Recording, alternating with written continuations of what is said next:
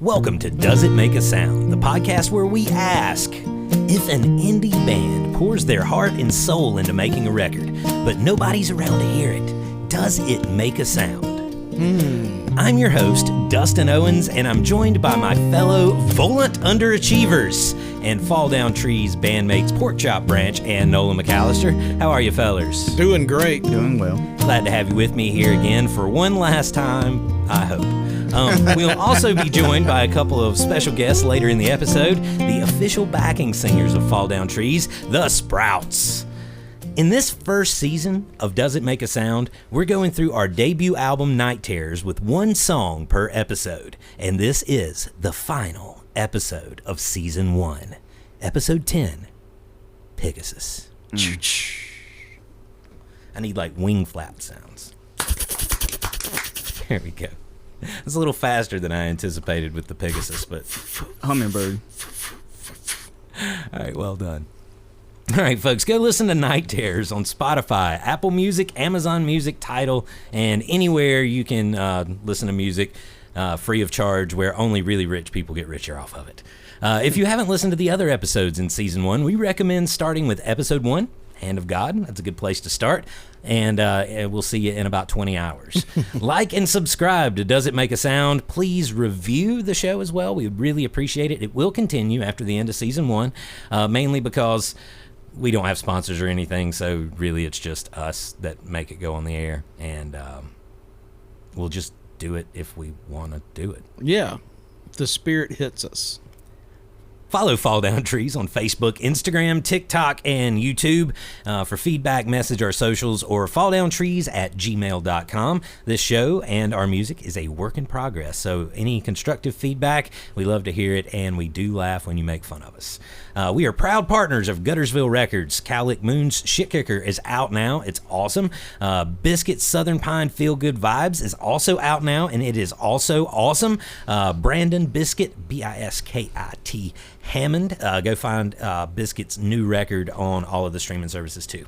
There's a Does It Make a Sound playlist on Spotify that one day I will finish making that has all of the songs that we reference in the show but aren't ours, so we can't legally play them. So you can go there and listen and get a little better idea of context. Also, don't forget links in the show notes for anything we talk about that we may want to send you in a certain direction. They'll all be there in the notes. All right, let's get to it. This is Pigasus, the 10th song on the album and the 10th song that we recorded. It makes sense. We just kind of started at the beginning and went through. We got a little mixed up in the middle, but that's how it goes. Porkchop is missing from this recording. It's the only song on the record that Porkchop doesn't play something. And it's kind of ironic because the song's about a flying pig and your name is Porkchop. It is ironic, but I was playing. What did you play? Possum. Oh. I thought my notes were wrong. But. All right. I kind of think of this song as a companion to Night Terrors. And I know that's probably kind of weird because they're probably the most two radically different songs on the record. But they were written about the same time and oddly enough kind of came from a similar headspace. I have, for Night Terrors, I have it noted as far back as May 2018. So it was at least May 2018 old. The earliest record I have for Pigasus is May 2019, the one with an accurate date. But I do have a lot of recordings. I know I've mentioned this in the show because it pisses me off. I dumped a lot of recordings from my phone onto my computer, and it changed the created date. Instead of being the date that I made the recording, it became the date that I moved them all to my computer. So this was sometime in 2019 that this happened. And so I have a lot of recordings that are pre-2019, but I have no idea when they're from. Like, I don't know when I did them. So I'd imagine May 2018 to May 2019 was about the time this was written. Night Terrors, the song, focuses on the existential stressors that are going on in my life around this time. Pigasus focuses on the more personal ones. And that's another reason that I kind of have always felt they're companion pieces. But at this time, I'm stagnant in my job. I'm not making enough money. I got 2 kids at home. Nothing is really happening for me musically either. Like, there's not a lot going on. Stagnant is an appropriate word. And I remember I had like this, I kind of wanted to write something that was more like upbeat or like a sing-along type of song, something that was sort of anthemic. this is what happens when I try to do that. It's Pigasus. This is about as upbeat and positive as I get in songwriting. This does kind of feel like a signature song for me. There's something about this song ever since I've written it that just I feel like is very representative of my songwriting style and my outlook on life and all of this. And it's almost like I've taken like the flying pig as my coat of arms, right? Like I really have, like, I've built a connection through this tune. This idea of a flying pig, the saying itself is like, sure, that'll happen when pigs fly, right? Like it expresses ridiculousness. But then how does that pig feel, right? Like the pig's up there, he's flying around, he's got no business being up there flying around. I bet the pig feels pretty ridiculous too. Yeah. You know, it's not just the people looking at him. And it kind of represents an imposter syndrome, which is something I've dealt with pretty much my entire life. But it's also defiance, right? Like the pig is still up there, he's still flying, he's still jumping off the cliff, he's trying not to scream. I don't know if he's successful, but he's doing it. He's making the jump, and that is the other half of this that feels very representative. It just feels like something I'm close. The song feels close to me in a particular way. It's like tell someone they can't do something and watch them go do it. Exactly. And I'm definitely that kind of hardhead, that's for sure. We'll get more into all that when we do the lyric breakdown. Musically, the song was born kind of with a bouncy, strummed feel, right? So it started out with me strumming. There are these pull-offs and these hammer-ons that kind of accent the rhythm. This was something that I was kind of working on from the very beginning of the song. And the earliest recording I have of the song, this is sometime pre-2019, but I'll play it for you.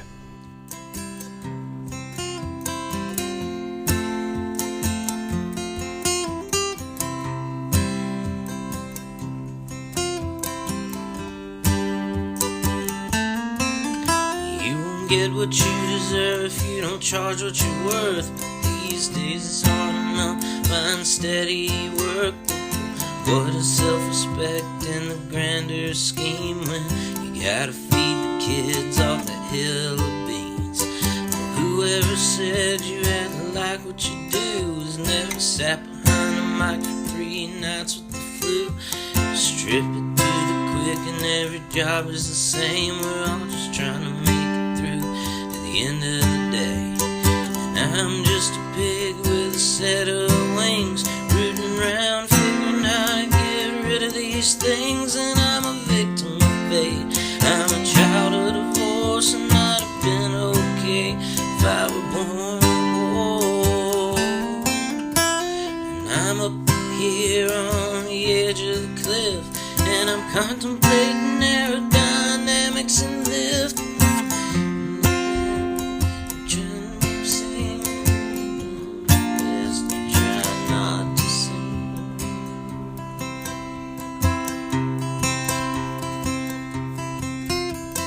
All right, so yeah, I wasn't quite there. It felt good, like I had a good head of steam going, and then there towards the end of the chorus, I lost it.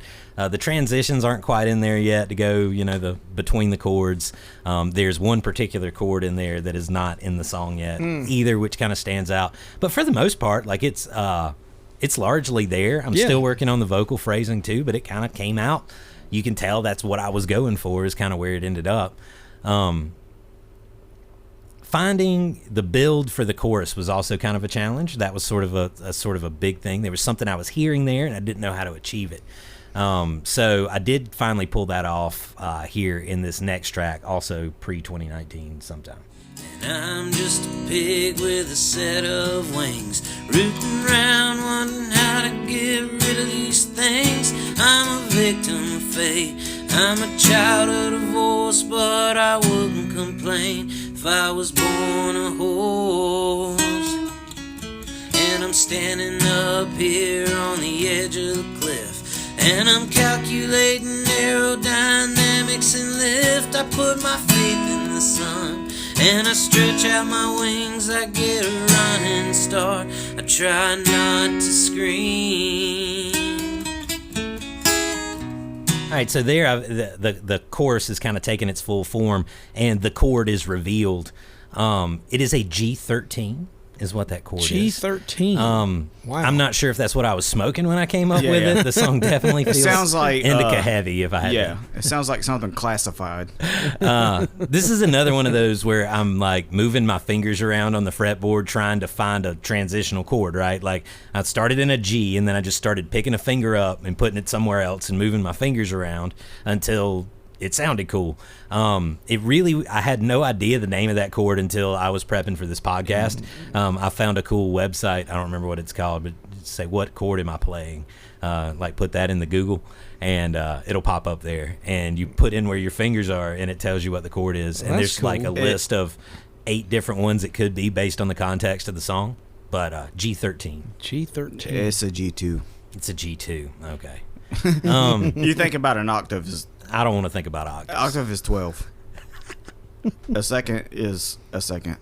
That makes sense. G2.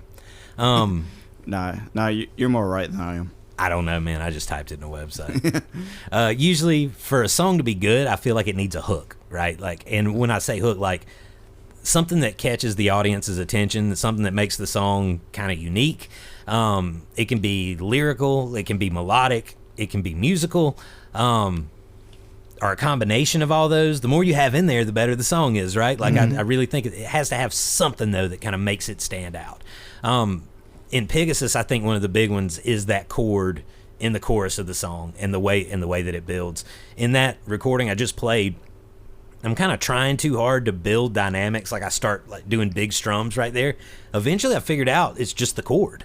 Like I don't need to change anything rhythmically or add anything to it. The chord is what makes the melody take off in that, or fall off the cliff, I guess. In that instance, it's something about how those chords work together.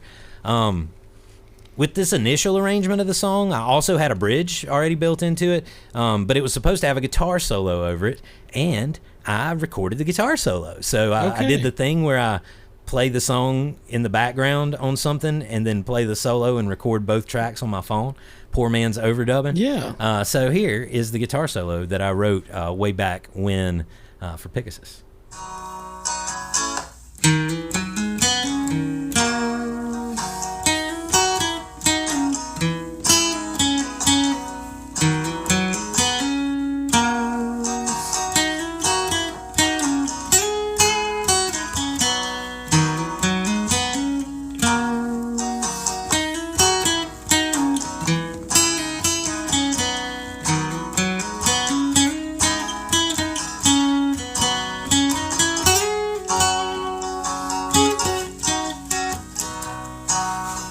That was beautiful. Thank you. Yeah, man, I really like that. That's the first time I've heard that. Yeah, it felt like the first time I heard that. When I listened to that, I was like, what is The this? tone was great. Why did it disappear? Who does it remind you of?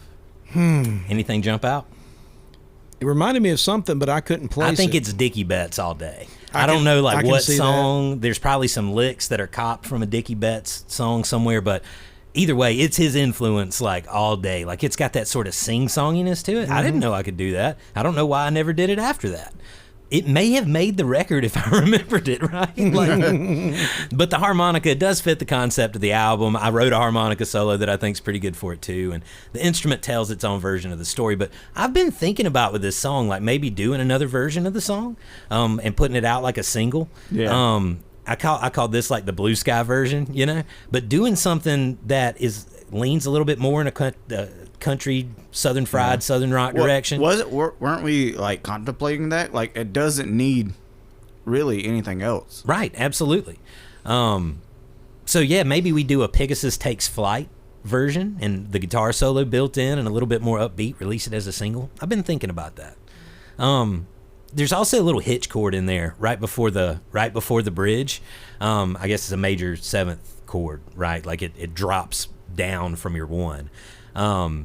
It's a nice lead in to the bridge in the minor 3. I think that's something else in the song that kind of stands out. Like it adds a little bit of tension and it draws attention to that change. Like something's coming, right? Like something's about to happen. And using the chords to sort of build the dynamics of the song. So another instance of that within the tune. Yeah. I'm pretty proud of the songwriting, like all around. Like usually I think of the words as like the thing that I'm most proud of in songs, and that's You killed kinda it. my strength. You killed it like music theory wise. You knew You knew your stuff. Not intentionally though, but just you got lucky. You did a really good job. Blind squirrel finds a nut. That's right. Yeah, Well, it's yeah. also like trial and error, right? Like Yeah. when you sit here for an hour and a half and move your fingers around to find a new chord that sounds right, like that's putting in the work. The thing that theory would have really helped with is like what chords would fit in this instance, right? Like what chords, and I've learned a ton more about that really since the writing of this song too, but obviously, over time, it's hugely helpful in that. Yeah, I'm just a sax player. I wish I could play more than one note at any time. Yeah. Well, I think the chord changes in this song are pretty tasty. I think the lyrics are solid too. Yeah. All right, so still sometime pre-2019, I'd imagine somewhere the first few months after writing the song, I did develop the finger picking pattern. So this is a early version of that.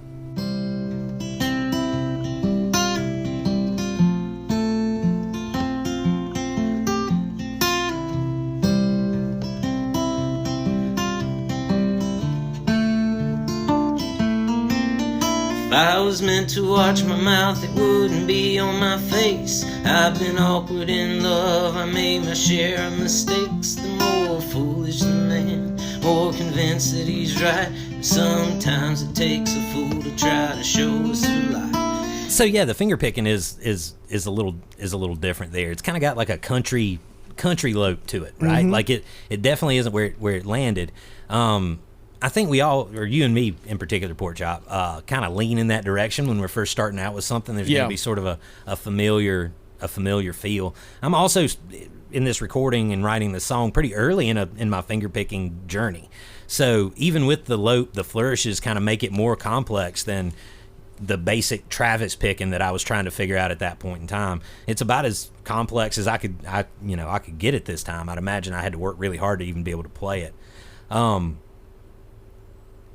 I really dialed it in and listened to every one of those little extra notes, right? I started with those basic chords and that basic country rhythm, and I kept adding over time. I don't know that I've ever spent this much time like working out a guitar part for a song that I was writing, like a finger picking part. And I think it makes the song, right? Like I think that is one of the things that we've always struggled with in arranging it, is just about anything takes away from what's happening with the finger picking. It complements the music. It complements the melody of the song. I really think it's probably my finest work as a fingerstyle guitarist. Sounds great. So I finally landed on it once again. This is early 2019, the first of the real finger picking sound.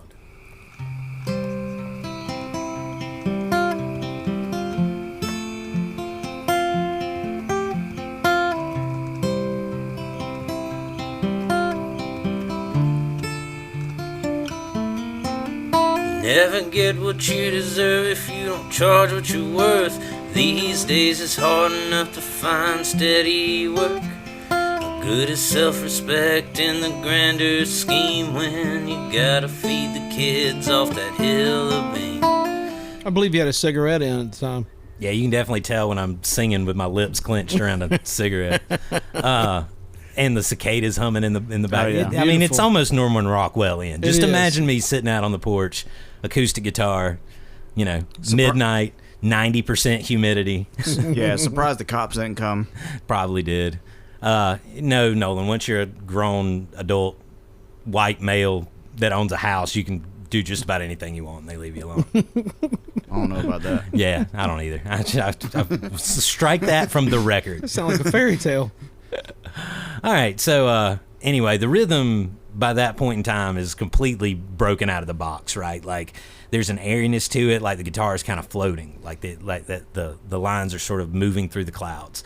I don't have a good reference point for this, like that feel of the song. Like there's not another song, there's not anything that I pulled that from. That was just like sitting there playing it and like messing with the accents and where the rhythms were coming in until I got exactly what I wanted. It's like the craft side of the songwriting, right? Like the opposite. I think of Guy Clark and Townes Van Zandt a lot. I may write a song about this one day. But the artist and the architect, or the poet and the architect, Townes was famous for just like being stoned out of his mind in the middle of the night and cranking out 3 of the most incredible songs that you've ever heard, and you can't even wrap your head around what the lyrics mean. And Guy was the opposite of that. Like he got up every morning and put on his old blue work shirt and went and sat down in his shop with a pen and a piece of paper and a guitar, and he worked. He was a craftsman. And what Towns did as a songwriter is incredible. Like he's probably my favorite songwriter, right? Like it's just he boggles my mind in a way most people don't, in the words that he uses and the way he puts together and the feelings that he evokes with his words. But being able to look back now, 50 years down the road from them beginning their careers, Guy Clark put out a more consistent and better body of work, stronger body of work.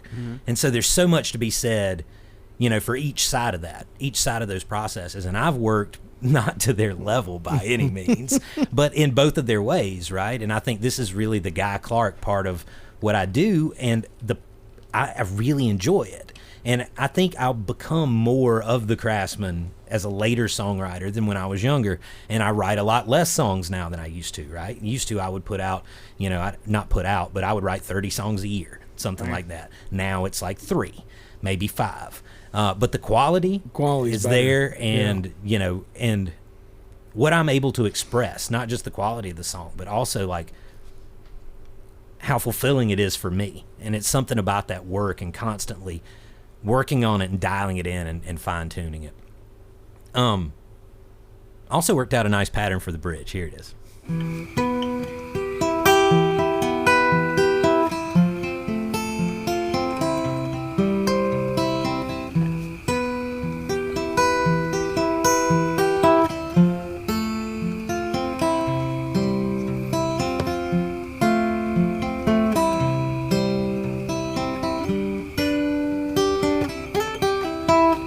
So a lot put in there for something that was going to have a lead instrument put over the top of it.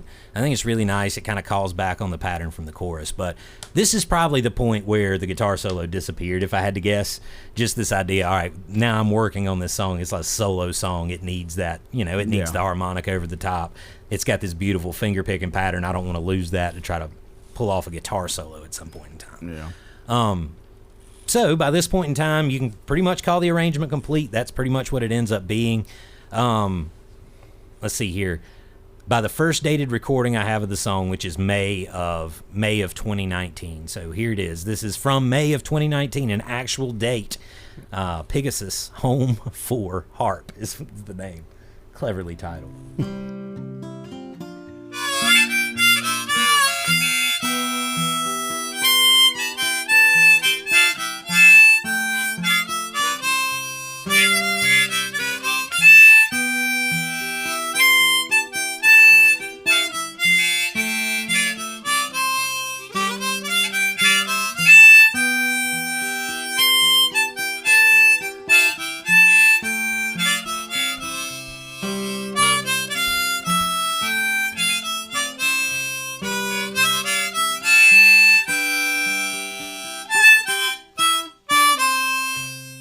As much time as I spent working out the finger-picking pattern and all of the other aspects of this song, that little dum-dum-dum-da-dum and the twin guitar and harmonica thing together, I've spent more on just that part trying to get it right. Yeah, I was about to ask you, that harmonica solo hasn't changed much. Not a lot, right? I kind of simplified it, I think, for the recording. There's not as much, in between, and I did that intentionally, to me, it's a catchier thing. It sounds less improvisational, but a lot of what I'm doing right there is the exact same thing that I ended up putting on the record, what would now be considered, I guess, the original or the original version. Yeah, I'm a little bit different. Official. I do that sometimes when I find a lick I like, I stick with it. But you know how I am. Yeah. Well, I think you create themes. That's the thing that I've noticed, about your playing is as you play a song more and more, you develop different licks that you like and that you lean on, and they change a little bit, but it almost creates a theme to those solos. Yeah. And you improvise within that theme, which that think comes that's from jazz, what happened with Modern Prometheus, and it's I'm comfortable playing that lick, and it becomes a part of the song. It does. The bad thing is you're not the Eagles. Okay, I take it back. That's not the bad thing. It's a good thing that you're not the I do Eagles. not know how to play guitar. You're not going to get up there, though, and note for note, we're not, as a band, not just you, but us. Yeah. You're never going to see us get up anywhere and perfectly recreate anything that we've ever done before. Yeah, exactly. And that's not a knock. I think Ray Wiley Hubbard talked about this a good bit. Is like he was amazed. He's like they sound just like their greatest hits record. Like it's amazing that they can get on talking to the Eagles. It's amazing that they can get on the stage and do that, like perfectly recreate. Yeah. But on our end, we can't. Yeah. And so why would we want to anyway? The songs live, the songs breathe, and the songs change. That's why you should come watch us live. That's right. Come watch us live. It's a whole other experience from the record, and it's like we're not Leonard Skinner, but no. But the Freebird solo is always different. Absolutely, it's not 100% accurate to whatever you hear. And look, there are times, we're going to play a song faster, we're going to play a song slower, I'm going to forget lots of words, and then I'll make them up on the spot. We're going to change the key, too. Going to change the key. We got examples of that. Yeah, we'll say Dustin tried. Dustin tried. To play. I did that intro guitar lick to Mama Tried. I think it was 3 times, and then I was like, screw it, let's just play the song. Yeah. Yeah, we're a lot more fun in person. We don't talk about heavy shit, not 24/7. Right, yeah, we save that for the podcast and the record. Come see us live, and we'll make sure the booze pays off. So lyrically, the song starts out with a wallop. You'll never get what you deserve if you don't charge what you're worth, but these days it's hard enough to find steady work. What good is self-respect in the grander scheme when you've got to feed the kids off the hill of beans? That's as true as anything I've ever written in my life. And it's a hard fact that I had to figure out on my own, like over time in work, in music, like professionally. I tried to do things the right way. Or at least what I thought was the right way, right? Like the way I was raised, the way I was always told to behave. I worked hard, I followed the rules, I showed up on time, showed up when I was sick. I worked extra hours. I went above and beyond. I tried to help other people succeed in their jobs. Honest, obviously humble. Like I brought all of these things to the table.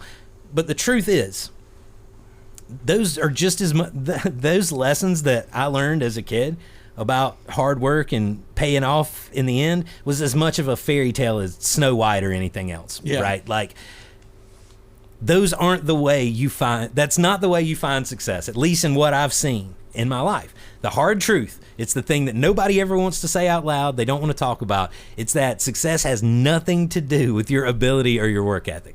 It's who you know, it's whose ass you kiss, it's how well you can shift blame to other people, how you can play office politics, how well you can put lipstick on a pig, right? Like these are the things. I know the pig can fly, but can you make it look like a horse, right? Like these are the things that help you get ahead, or luck. It's where you come from, it's your genetic makeup, it's your DNA, but it's also being in the right place at the right time, right? You can find success with slimy tactics, or you can do it with luck. But it's not hard work and dedication. Like that is not the thing. Every successful person likes to think it's their work ethic, right? It likes to think it's their brains that got them where they are. And millions are made on books and TikToks of people that will tell you just work hard enough and you'll be successful too. Exercise like this and you'll look just like me. That's how I got here, right? But the world is full of people that break their backs on a daily basis.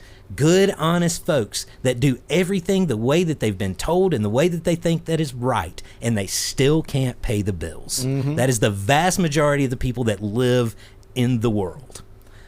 And musically, it's this great conundrum too, right? Like, you can only get better by playing gigs. Yeah. We can sit in this room and practice. It's not the same. When you walk out there, first of all, you hope you've built the muscle memory because the instinct has to take over. But everything sounds different, everything feels different, and you get up there and you play those songs in that environment, and you need to practice to be good, but practicing doesn't guarantee that you will be. And then the flip side of that is nothing makes you learn quicker than a gig. When you're standing up there and you can't remember what chord 3 is, you're going to figure it out as fast as you can and you're not going to forget it again, right? At least you hope not, right? But it's not just that. Like working those songs out in public, something about that sets them, right? Like you figure out a thing. And so you need this to get better. Yeah. It's trial by fire. Well, the flip side of this conundrum, though, is until you've gotten good enough to get good paying gigs, then you can't do that until you play gigs, right? Yeah. And so you got to go out there and you got to get them, right? So what everybody does, we play for cheap, right? We play for free. We play for exposure, right? You can die from exposure. You can die from exposure. But if you play for free, you get treated like you're worthless. Yes. And we've learned this lesson over and over and over again. You'll show up for a gig and they'll be like, oh, yeah, we double booked, or this is canceled. I'm sorry we didn't call. And it's like, no, we've built our whole week, weeks around this gig. Like, this is a thing we've done. Like, right. It takes a lot of effort. We've promoted it to the people that follow us and our fans. So the cheaper and definitely playing for free, like, it affects the way that you're treated there. It affects the way that you're treated by these places as well. And it's not like once you do it for free, you're going to go up the next time you get there. That's not how it ever works, right? Like, maybe over time if you're lucky, but I've never had a relationship like that with anybody. I've always played a run through based on what we were offered in the very first gig, and we play our run of 1 to 10 shows, and when it's over, then maybe renegotiate later down the road, sort of thing. If you just and this is the thing, like, I hate to get too deep and focused on the money aspects of this, but I have to mention this over the course of the podcast because it is a thing. Like, it is a thing that is affecting the quality and the amount of music that's created and the way that we support that we support art. And therefore I think it's really important. And I think they're not bad people out there that are doing this. Like the venue that says we'll just give you tea and a cupcake if you come up here and play. It's not like they have bad intentions. They just don't know. They just don't know, and they're selfish, right? Like it's like, well, if we can get music for nothing, that's a better business decision than it is to get music to pay somebody $100. They don't think about it as disrespectfully as it really is, right? They don't understand that part of it, or they don't care about that part. Yeah, of it. But if you Chop knows this better than anybody.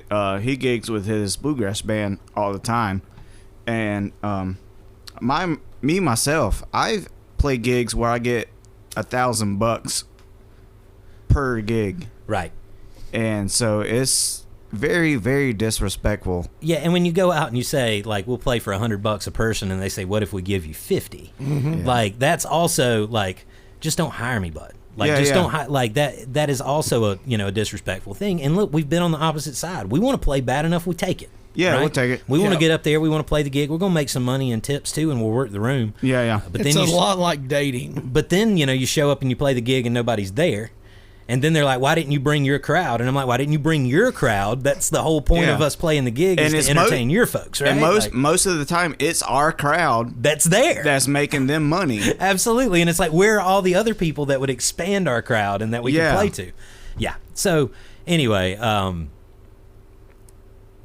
not to get too hard, like, into the numbers or anything, but if you're showing up just to play a gig and we're getting paid what we ask, right? Like, not getting negotiated down, right? And traded out. If we're getting paid what we ask, we show up to play a gig, we're making about the same amount of money as the shift lead of a fast food restaurant.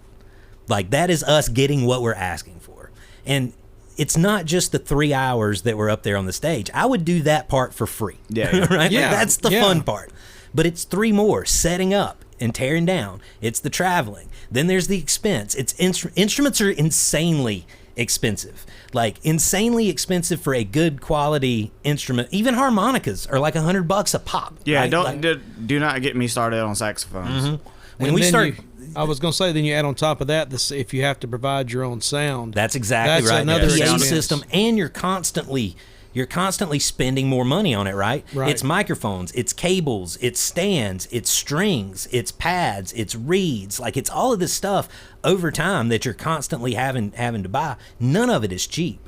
Like, none of it gets you out the door for cheap, but it's a huge expense that all comes out of pocket up front before you can even play. Yeah. And then it's the training, right? It took me 2 decades of playing pretty much every day to get to where I am right now. Like, and I've enjoyed it, but that doesn't matter. That doesn't diminish the amount of work that goes into it, right? Like, I've learned hundreds of songs over time to be able to get. So it's not just the guitar; it's the songs, it's the lyrics, it's the melody, it's being able to sing them all together. Well, it's like an electrician, a carpenter. It is a trade, right? You're not paying for their time. That's right. You're paying for their expertise. Expertise. That's beautiful. That's a really good way of looking at it, and it's true. Beyond that, it's also working on that show. So practices to have those songs rehearsed and have them prepared. It's making set lists. It's spent booking and promoting the gig. Like, all of this is time and effort that we put into it. And even if we're playing all the time, like, you've got to learn a new song eventually. You have these other things that you have to do. So there's a lot there. And if you charge what you're worth, you're not going to play any gigs, right? Like, that's the here's all the reasons that we should be able to make a decent living. Even if we charge a fraction of what we're worth, we still get complaints about it. I know this sounds salty, right? Like, all of this, it sounds like griping and complaining. The point that I'm making here, and I've done a good bit of this griping and complaining over the course of the show, but the point here is that I know how to get ahead. Like, I know the things to do to move ahead, like, to get bigger gigs, more frequent gigs. I know how to do this to advance my, like, career.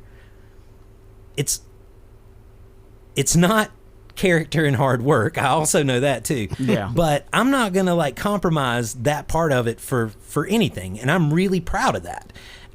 I've continued to be hard-headed about the way that I approach this stuff.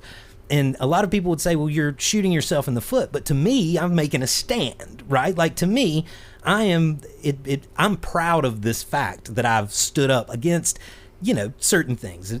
People mistreating other bands, right? Like, that's a thing I speak out about all the time with venues. Speaking on this podcast is an effort at that too, like, educating to say, hey, this is what it's really like. I'm lucky to be in the position I'm in. I get to make music. I get to make records. I get to do all of that on my terms. I don't answer to anybody other than, you guys to a degree. I get to work a job that's challenging and fulfilling, offers me benefits and time off. Like, I'm lucky for all this. That doesn't mean I'm not going to complain about it, right? Like, I am. Whoever said you'll never work if you love what you do never spent 3 nights behind a mic with the flu. Cut it down to the quick, and every job is the same. We're all trying to make it through to the end of the day. And I think that's really true as well, right? Like, I've heard people dismiss this so much of just like, if what you're doing is fun, then it's not really work. And I don't think that's true at all. And I've been a miserable musician in a bad situation doing a thing I didn't want to be there doing, and I did it anyway. I've shown up to work countless times feeling like shit and shouldn't be there, but I showed up and I did it anyway, because every job, when he gets down to the quick, it's the same. We're just trying to make it through. Survival. Yeah, I've experienced it a few times. Like, I have been paid very well for doing something that I love. Yeah. Just a few times. Yeah, it's a handful. I've been playing regularly since 2001. That's a long time. That's a long time. And there's probably, honestly, there's probably less than 20 of those times over that whole period where you got paid and you're like, wow. Yeah. This I got paid what I think this is worth. Well, the thing is when you get very, very good at it, it seems like you did nothing. Yeah, like, it looks easy. Yeah, right. Like, that's part of being really good, is making it look easy. Yeah, and I will guarantee you folks this right now: I will never make this look easy. You've got great you've got great guitar face. Yeah, looks like you're struggling to play it. Yeah. Oh man, and it's because I'm authentic. I am. Just struggling. I'm having a hard time. Yeah, the Avengers had Hulk. Yeah, the Avengers did. Yeah, Fall Down Trees has Nolin. That is true. That is true. We got to uncork. And Chop. Oh man. All right, so I'm more of a Hawkeye. The point that I was kind of going to Hawkeye. The point that I was moving towards here is really this. He's the best shot of all of us. If I were to get a call tomorrow saying big tour for Fall Down Trees, right? Like, I'm not sure that I take it. And I would like more than anything to make a living playing music, to be successful. Like that would be an absolute dream come true. But the first thing that I would have to figure out is like, how do I take care of my kids, right? Like, how do I do what I need to do? And for me, that's my most important job. Yeah. It's the one that brings me the most joy. A huge paycheck, chasing a dream, like, it's not worth that, right? Under any circumstances. And it's the same with my job. I could go and work ridiculous hours and make more money, but I'm not. I'm just not going to do it. And I think the point that I'm trying to get across is, even though these are aspects of my personality that hold me back, they are aspects of my personality that I'm proud of, right? Yeah. And to me, it's standing on a moral high ground that'll eventually, I'm in its exposure. Well, each person sets their own standards. Yeah. Some people will lower their standards in order to do whatever it is they're trying to. And I'm not dissing them either. No, and it's just you do what you got to do. I'm kind of in your ballpark. I mean, I love working in radio. Right. Yeah. My whole career, I love it. Is it frustrating over the years? Yeah, over the years, especially years ago. And I could get a job working swing shifts at a factory and make like bank compared to what. And I'm not downing what. I'm just saying that the industry is just not there. But well, it's what your priorities are, though. That's right? my priority is not only is it something I enjoy, but also the hours I work allows me to pursue my music. That's right. Yeah. And I honestly, unless it was just absolute survival, I wouldn't trade it. No. And it also makes y'all better people. I would hope so. Yeah, like you take care of your kids, you take care of your wife. But I'll tell you right now, if I get called to go on tour, I'm out. You go? All right. Do it, it's Nolin. Good to know. Well, look, I mean, we'll figure it out, right? Like, that's the thing. Like, and that's the whole My Terms thing, is right. Can you see the want ad for that? In need of a saxophone player that can play every key and make up solos on the spot. Yeah, for original tunes. Please send resume. That's right. Oh, shit. We're screwed. What would we do? I got a couple of these friends. They're pretty okay. Nah, if that ever happens, y'all are coming with me. We need a Hulk. Y'all are coming with me. Well, the other point, though, is that I don't do this stuff to be on the moral higher ground. Yeah. It's not like I make these decisions consciously. It's just I'm that hard-headed. Like, it's the way that I was raised and something about the way my brain works. I can't operate. It's part in of your DNA. Way. It's part of your DNA, man. Yeah, we're all very hard-headed. We are. That's somehow we hard-headed. That's in the same why we direction. get along. Bands do not last this long. There's something there. It's definitely a level of determination mixed with a level of apathy. Yeah, and respect. Respect too. And respect. All right, so back to the chorus. I'm just a pig with a set of wings, rooting around, wondering how to get rid of these things. I'm a victim of fate. I'm a child of divorce, but I wouldn't complain if I was born a horse. This is the imposter syndrome I was talking about earlier. I've always kind of had this complex, right? It's like I've been given the tools to be successful in my endeavors, right? Like, all of the checks are on the checklist, but there's something that's off just a little bit. Like, there's something that's weird about it, something that's slightly off kilter, right? And I've come to a conclusion over the last couple of years. I'm not built for a level of success in the world that I live in, right? And, you hear people talk about old souls and all of this kind of stuff. I'm speaking specifically like the skill set that I have and my personality type does not match this era that we're in, right? Like, this ain't the time and place for me, my friend, is the line in Hand of God that references that too, right? Yeah. It's constant connection. It's constant interaction. The focus of how things like appear instead of how they really are. It's constant drama. It's outrage. It's closed-mindedness. It's like a cultishness, like joining a group and blindly following a group. It's all of this is so powerful right now in this era and completely goes against not a moral stand that I'm making, but just the way that I'm built, right? Yeah. I've always kind of felt like a person that that sits on the outside of groups and kind of looks in, right? Like when I grew up, I went to the nice schools here in town. My family's lived in this area for generations, but blue collar, lower middle class, and it became apparent in social circles early on, right? It was kind of like my first taste of like friends at a distance. Like, we get along, we hang out, like at school, we might see each other outside of school, but we're not part of the same club, right? Yeah. I moved, like in the third grade, I moved into town. Third grade, it's very early, right? But I really kind of always felt like I was a little bit outside of the like OG folks all the way through graduating, right? Like graduation.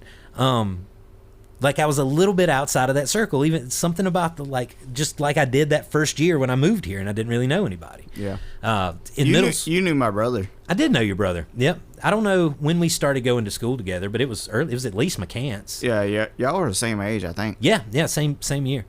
In middle school, I spent a lot of time like, this is like, I guess everybody does, right? Like trying to find my place, like trying out these sort of different personalities and wanting to fit in. And I'm a creative person and I always have been. And I never felt really like I was an interesting enough person. So I would like create these characters and I would sort of become these characters.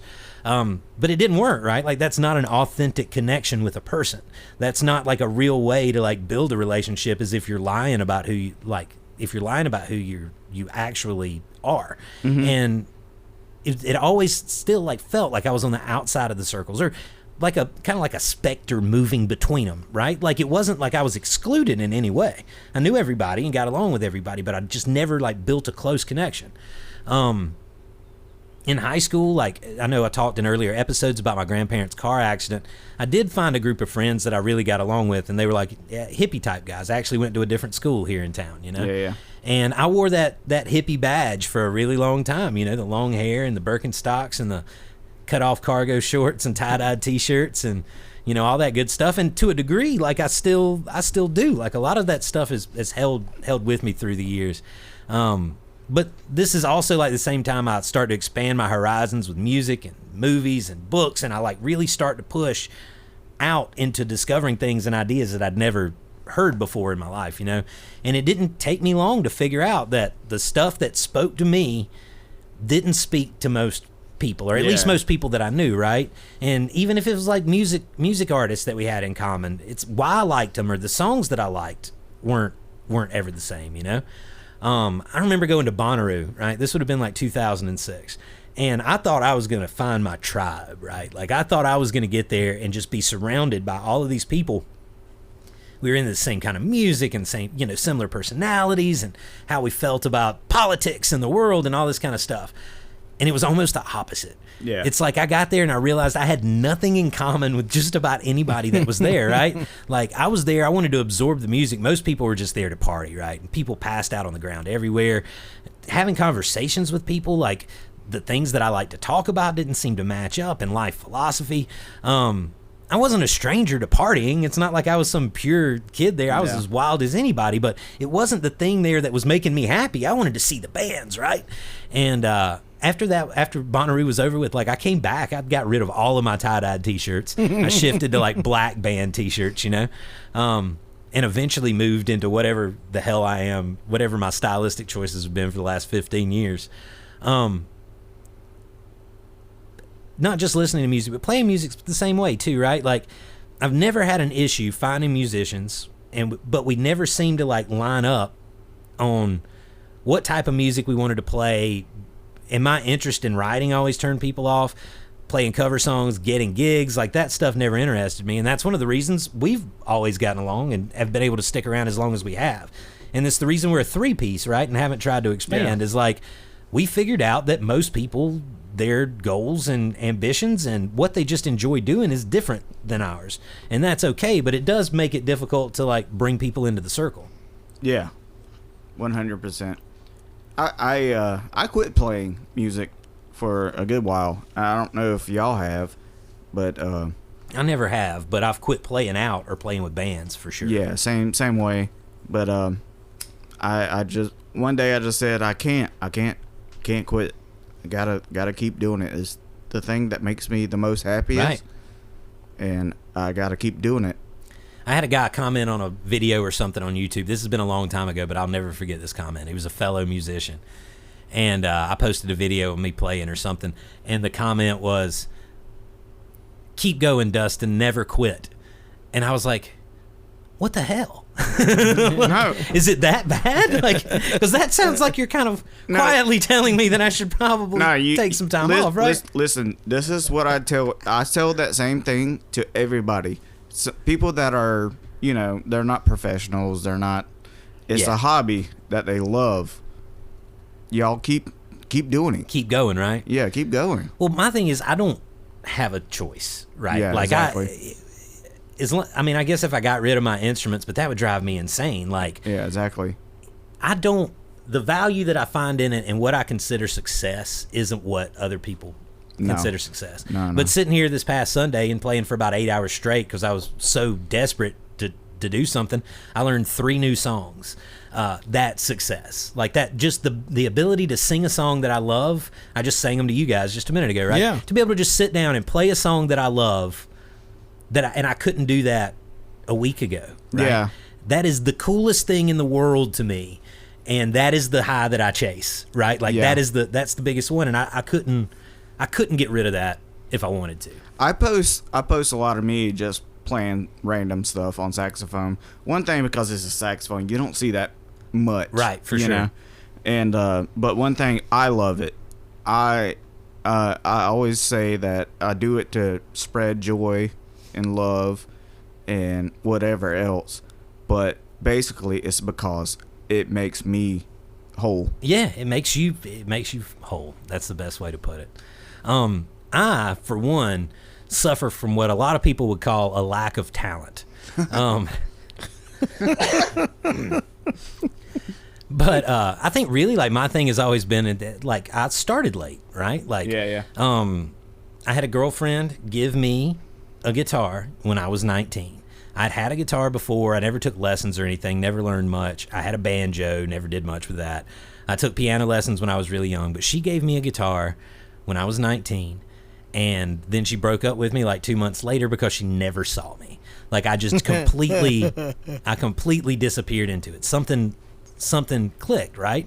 And I wasn't a good singer. Like, it didn't just come naturally to me. Like, I wasn't a good guitar player. When I started a band and started gigging, we were all terrible, but that was the only way we knew how to get better, right? Like, it's like, we're going to play, we're going to write, we're going to do the stuff we love, and we're going to keep doing it, and eventually we'll get better. I wasn't much, I mean, I was awful, right? Like, I went out and I played, though, right? Like, we did not let that, there was no, like, hesitation to get on a stage. And we played open mics, but we played gigs, for money and stuff too. And we would bring crowds to the gigs. I developed a really tough skin. Like, I got a lot of shit from the stage. And I learned to give it back, right? Like, I worked on that over time. There is a little bit of an ego that comes with it. That's right. I think Porkchop's the only one that isn't very egotistical, but he's probably one of the, more talented. Yeah, I know. That's a really good combination, Porkchop, because I've suffered in the other. But it's just like you said earlier, like, that defiance is the reason that I've worked as hard as I have. Yeah. Like, that, maybe not the only reason, but it is a contributing factor of, like, oh yeah, you think I suck? I'm gonna blow this song out of the water next time I get. Well, up it's there, like a pig with wings. Mm-hmm. Tell him he can't fly. Absolutely. See what happens. So I pick up on stuff pretty quickly, but the way that I figured out how to do all of this, and I think this is a thing that surprises people that just meet me now, right? It's like, it is work. Like, I have to understand something or I just cannot do it. Like, you can't give me a blanket direction and then me take that direction. I need to know the why that's behind it. And the thing is, like, with a lot of things, that's simple, right? Yeah. With music, there's a lot to understand, right? Like, trust. Most people learn to play by following instructions, right? And I'm too hard-headed and whatever other characteristic you want to put on me. I don't follow instructions well. I question them, right? And I think that a lot of people through the years kind of think that makes me difficult or controlling in some way. What? What? No. Like I'm hard to work with. Who said that? Not Dustin.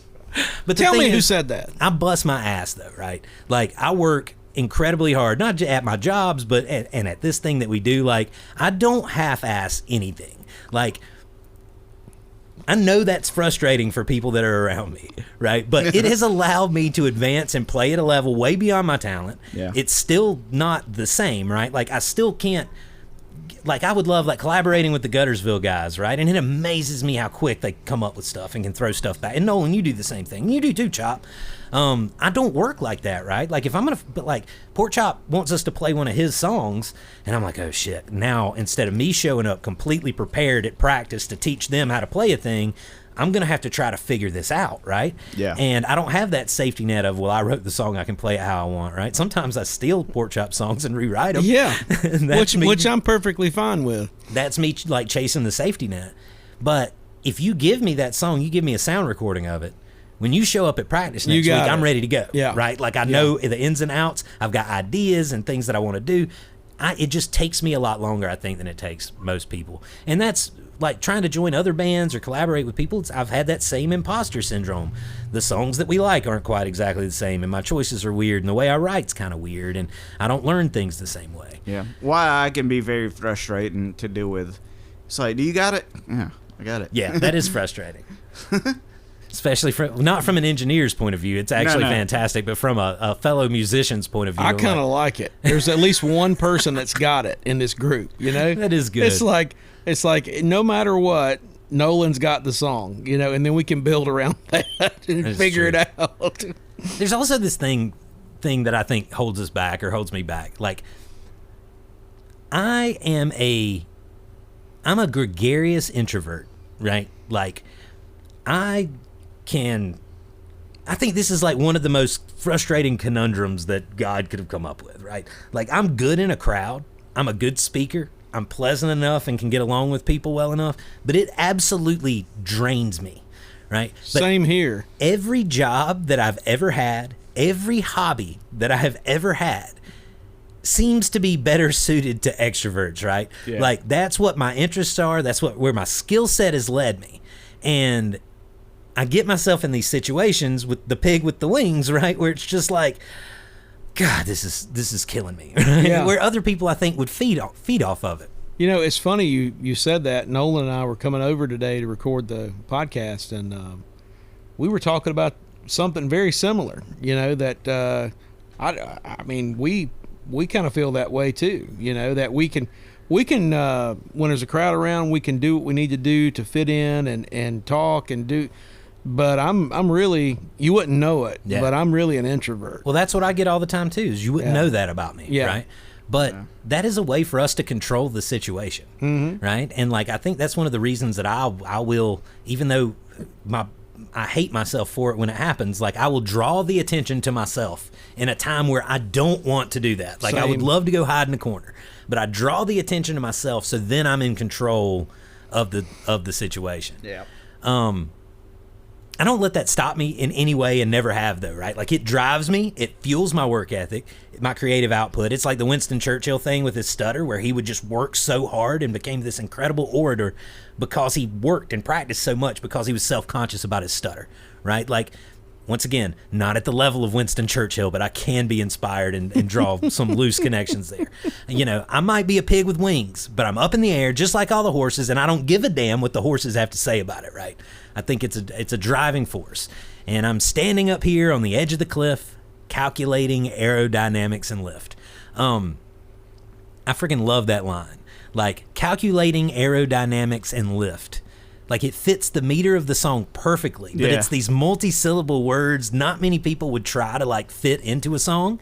It does kind of remind me, I played y'all that Vic Chestnut song earlier when I ran off and left her, and he's got that I tried to talk to the psychiatrist about how to stay calm and minimize risk. It's kind of got like a feel of that, where you're saying things that you wouldn't normally hear, like, written into a song. You know, I like math folk. That is a serious interest of mine, and I've tried to pioneer math folk, and calculating aerodynamics and lift really works its way into that. Math folk.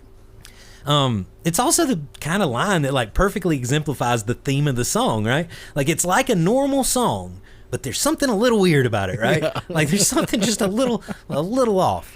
I've always liked the mythological aspect, because, you know, Pigasus and Pigasus. Pigasus, yeah. Yeah, the wordplay has always been really cool to me. That's fun. Well, I don't know if we've talked about it in this episode. We talked about it in our pizza party, but this idea has bounced around in my head since radio station days.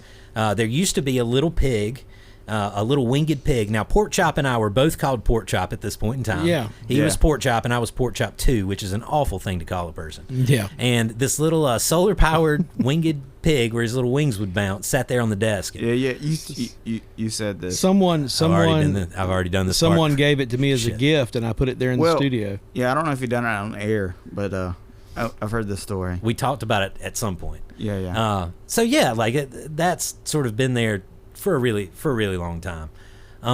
Next line, I've got my faith in the sun, I stretch out my wings, I get a running start and try not to scream. I like the faith in the sun part too. I think you were talking about the it almost feels pagan, like, in a way, right? Like, we're kind of referencing these older gods as well. But the get a running start and try not to scream, like, regardless of everything, Pigasus is going to take the leap off the cliff. Yeah. Might not be the most, graceful, comfortable, but Pigasus is taking the jump. Also a mythological creature Mythological, there's your word. Yeah, yes. Gets too close to the sun. Oh, yeah, Icarus. Icarus. That's right, yeah. I've gotten myself through a lot, learned a lot, and experienced a lot, and lived a lot, and just because I took a leap, right, or kept on going long after I should have given up. Like, yeah, where the first verse mimics the first half of the chorus, which is essentially just griping about the hand that you've been dealt, the second verse kind of shifts and focuses on that defiance, focuses on taking the leap. The first line, if I was meant to watch my mouth, it wouldn't be on my face. I don't know what that is. That's some sort of bastardization of some old saying, I guess, right? Like, I don't know exactly what. It does kind of remind me of maybe like a John Prine lyric, or maybe something like Mike Cooley from the Drive-By Truckers. Well, it's like when people say, watch your ass. Yeah, watch your ass? Yeah, how am I going to watch my own ass? All right, so the next line, it goes, I've been awkward in love, I've made my share of mistakes. That's the damn truth. The more foolish the man, the more convinced that he's right. I think this is the thing that will eventually lead to the downfall of humanity, right? Like, confidence is wasted on idiots and egomaniacs. Like, it really is. And it may be more evident today than any time in history, mainly because we're constantly connected to this massive, ever-present megaphone that is social media, and the loudest voices are always the people that you should not listen to, right? Like, those are the people that you should ignore, but they're the loudest, and they're just more loud now than they've ever been. Next line here, sometimes it takes a fool to try to show us the light.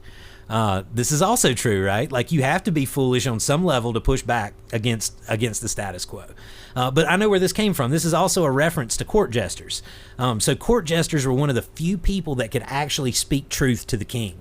Yeah. And they would do it under the guise of humor. And, in my life, and like especially in the current climate now, like, stand-up comedians are some of the few public voices that are still out there that speak truth to power. And they criticize hypocrisy, and they'll even criticize their own tribe, right? And not many people do that anymore. It's a very rare thing. But I find myself all the time, like, looking to comedians to hear these truths. And they can say it under the guise of humor. Next line, when life gives you lemons, make sure to spit out the seeds. Very original, this idea of life giving you lemons. Obviously another bastardization of a old folk saying or a cliche.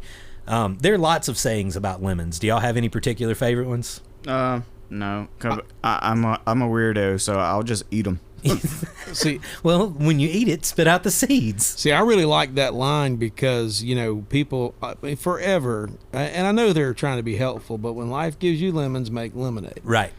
But I like the idea that you're going to have lemons. For sure. You don't have sugar in the house. You don't have any extra water. You might as well just suck it up, so to speak. Yeah, right. Yeah. But spit out the seeds. And it's almost an act of defiance. It is. I love that because that's probably my favorite line in the song. But there's also the second half where the seeds can't take root, right? Right, yeah. That's a good follow-up line, but I thought it was an original thought because when you first played this for me, you actually played it on the guitar. It's the first time I heard it. Oh, yeah? Yeah, I didn't hear the recording, I don't believe. I believe you played it live in front of me. I'm sure. And I was like, when you said when life gives you lemons, I was really expecting, and it wouldn't have been a bad line because it's a cliche, and you can use that. You know, I try to stay away from it. I try to twist it in some way, and a lot of songwriters do that. But I said he's going to say make lemonade because it almost fits. And I was like, when you said spit out the seeds, I'm like, that's the line, man. Nice. I love that.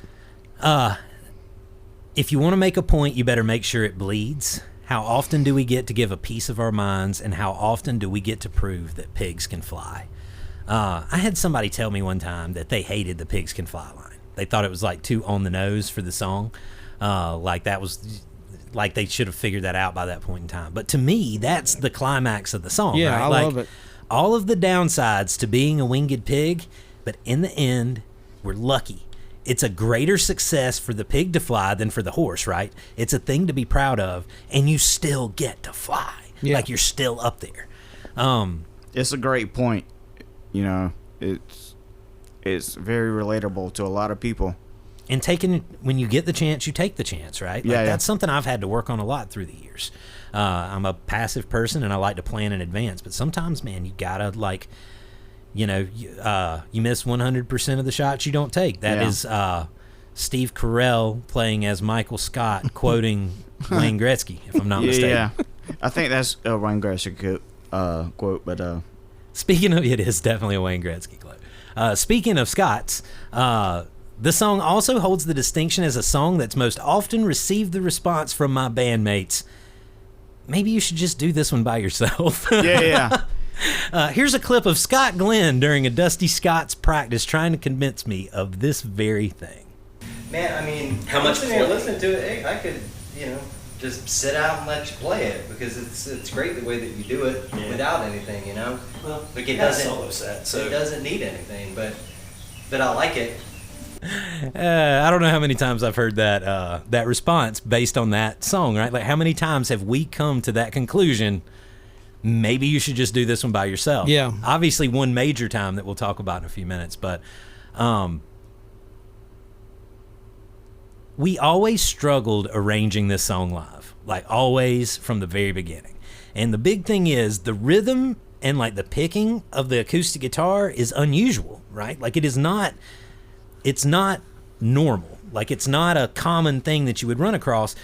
Porkchop, we talk about this a lot. Like you pick up gigs all the time in bluegrass bands. Yeah. Because you know the songs they're going to play. Yeah. Like you know them going in, and even if you never played that song before. That happens all the time, and I'll say, guys, right before we start, I'll lean over to whoever's closest to me.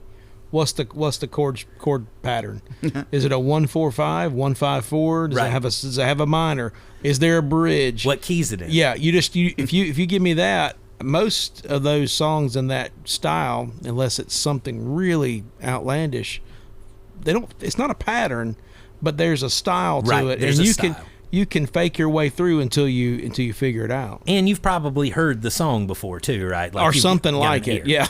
And so with this song though, like it doesn't have an easy reference point, right? Like the things that we would usually fall back on, playing it like a country song, playing it, with a shuffle or whatever. It reminds me of a John Prine song. It does have a John and Prine how many, but not a specific one. It's not but like the style. I mean, how many times have you seen?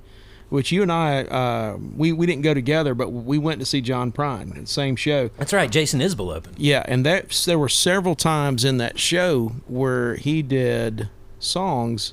It was just him. Right. I mean, the band would leave the stage, and his band was great.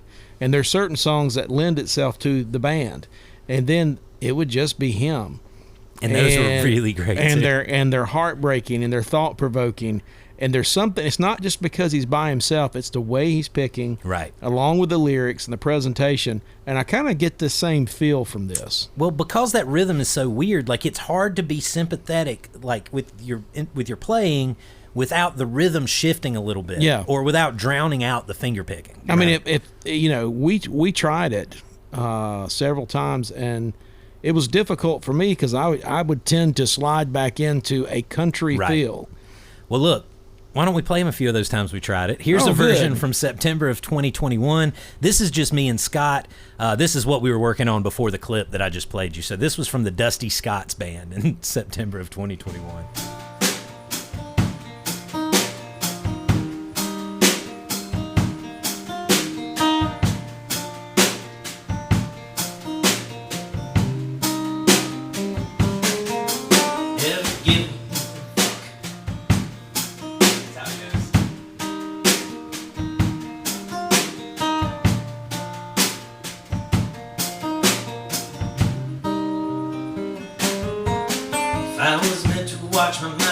wouldn't be on my face. I've been awkward in love, I made my share of mistakes. The more foolish the man, more convinced that he's right. But sometimes it takes a fool to try to show us the light. So Scott's a ridiculously good drummer, and he's as sympathetic as any musician I think I've ever played with. Like, he listens incredibly well, and especially like playing original music and stuff, like, but improvisation stuff on, I mean, it's part of the drum circle thing. It's one of the reasons that he is drawn to that so much, is like, he is so sympathetic to what's going on around him.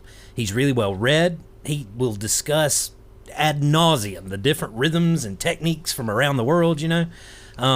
In that clip, he's matching the accents of my guitar probably better than anybody has, right? Mm-hmm. It still doesn't work. Like, it completely changes the feel of that song. And there are at least 10 versions in that recording of us doing that song, like me and Scott, ranging from the most minimal thing that you can imagine him doing on the drums to the most complex thing you can imagine him doing. And that one's probably about in the middle, but all of it was the same result, right? Like, it didn't matter. Like, it kept drawing away, and that's one of the reasons he was like, maybe you should just play it yourself. You know, that I think that goes back to him listening too. He's not listening just to play. He's also listening to how it sounds together while he's doing it, and he's like, this isn't working. That's right. And you know, that is we were talking about ego earlier.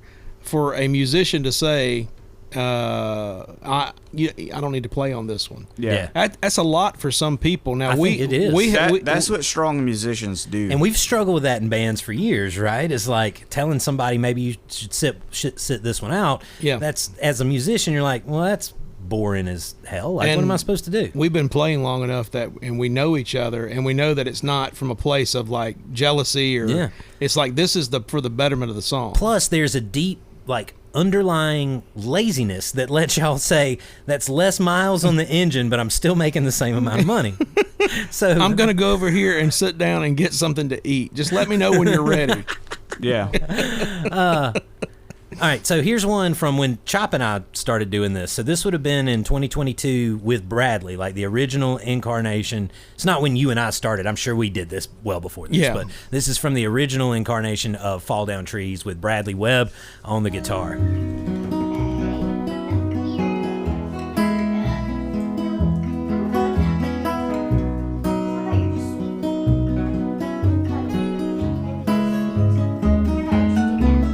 If I was meant to watch my mouth, it wouldn't be on my face. I've been awkward in love, I made my share of mistakes. The more foolish the man, more convinced that he's right. But sometimes it takes a fool to try to show us the light. So, Porkchop, in that clip, you're taking a straighter, like more country approach to the bass. It gives it a Guy Clark feel. It's just the upright. There's no drums. It does, and I think it sounds cool, man. But it does, once again, it takes away. Yeah, it doesn't work as well as just the acoustic guitar. The next one, this is with Jonah Glenn on drums. Nolin appears here on the sax. This is from Emmylou's birthday, June 17th, 2023, at the Local.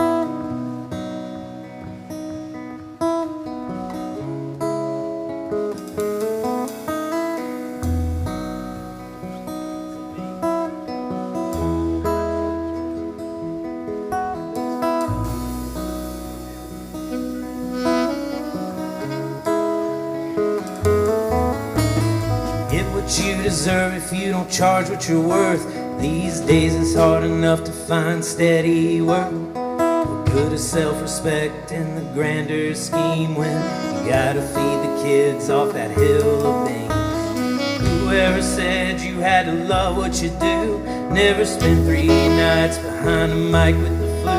Cut it down to the quick and every job is the same. We're all just trying to make it through to the end of the day. I'm just a pig with a set of wings, rooting around wondering how to get rid of these things. I'm a victim of fate, I'm a child of divorce, but I wouldn't complain if I was born a whore. Nah, I had to sneak that had to sneak that flub bass line in there, though, man. That cracked me up. What key are we in? If you listen really closely in the background, you can hear me telling you the key of the chord of the song. Yeah. Well, there's a really good chance, though, Nolan. I don't know, and I tried to figure out what you were doing to see if you had to change, that my capo was in the wrong place, and we just played it in the wrong key. It might not have been Porkchop's fault. That's always a situation. And he played that first bad note with such confidence that I almost believe it might have been I was the one that was incorrect. Y'all don't understand. I have a very good ear, but if you are not playing in the right key, it will mess me up entirely. Right. You play that first note and it is not what it's supposed to be, and you're like, oh man. Because I do have a good ear, but I remember most songs. Right. Do y'all have the same like question your sanity thing that happens to me when that happens, where you're just like, oh my God, but like music doesn't work the way that I thought it worked anymore, you know? Yeah. It's like the laws of gravity have shifted. It's you and your damn capo. It is me and my capo. So like I know what key the song is in before you start playing it. Well, you know, but if I was you throw a capo on there and it's all of a sudden, what is it, like a... I think that's in B flat. Yeah. It's a different key. I do like that version of the song though. Like and I played a good bit of it there. It starts out light and airy with Jonah like on the cymbals, and it's got some good points to it. And then it gets that like the punch in the chorus, but still, it's not as good as playing that song by itself. Yeah, you know? Exactly. We obviously thought it still needed work because we changed again at practice just a couple of days later. So that was on June 17th at a gig. On June 21st, we completely changed the arrangement of the song and we added a bow. Ooh. Mm-hmm.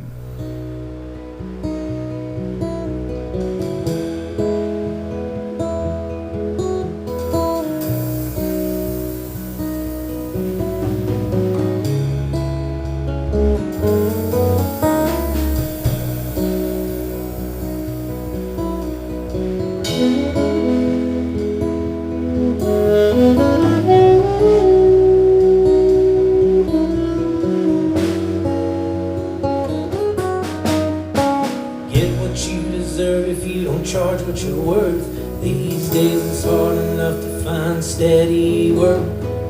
Put self-respect in the grander scheme when you gotta feed the kids off the hill of beans. I like the bow work. I think it sounds really cool. Like it's got a good airiness to it. You might have flubbed a note here. You need a better bowed bass player. I think you would get it with a little practice. Maybe. It's still though, like it still doesn't like match the solo acoustic performance. It's not the same, right? I want to throw this in because I've been waiting for the right moment to say it, but I think the way that you pick the guitar, the way that you're just finger picking, it's just you. There's a pensiveness to it that matches the lyrics, because even though there's confidence, the first time you played it, I thought about the song "The Cape" by Guy Clark. I think that is one of the absolute greatest songs. And there's the difference between that song and this song for me. Scott Clark's a better songwriter. No. I mean, he is, but I mean that's not what I was going to say. That song it's all about determination. Right. For me, when I hear it, it's about determination. Absolutely. This one is determination, but there is a pensiveness to this.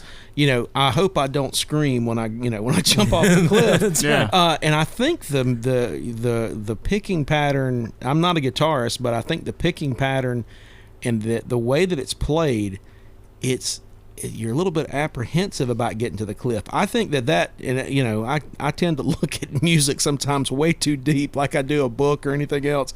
I don't know if that was intentional or not, but I think it adds to to me, that conveys musically the apprehension of, I'm going up here and I'm going to jump off this cliff, and to the world you may look like I'm going to do it, right. But inside you're like, I hope this works. Yeah. I hope these I figured out the aerodynamics in lift, because I hope I was right. I do not want to splat at the bottom of this canyon. But for me, that's why I think it's best just to go with what we did, because I'm going to play you another. You've got another one, yeah, okay? I'm not done. So we worked on this as a 3-piece using the dendrological method. Oh, good. This has the bass acting as the roots, the acoustic guitar as the trunk, and the soprano sax. Soprano sax, right, Nolan? Yeah, the straight one. Yeah, as the branches. So this is from January 23rd of 2024. 2, 3, 4.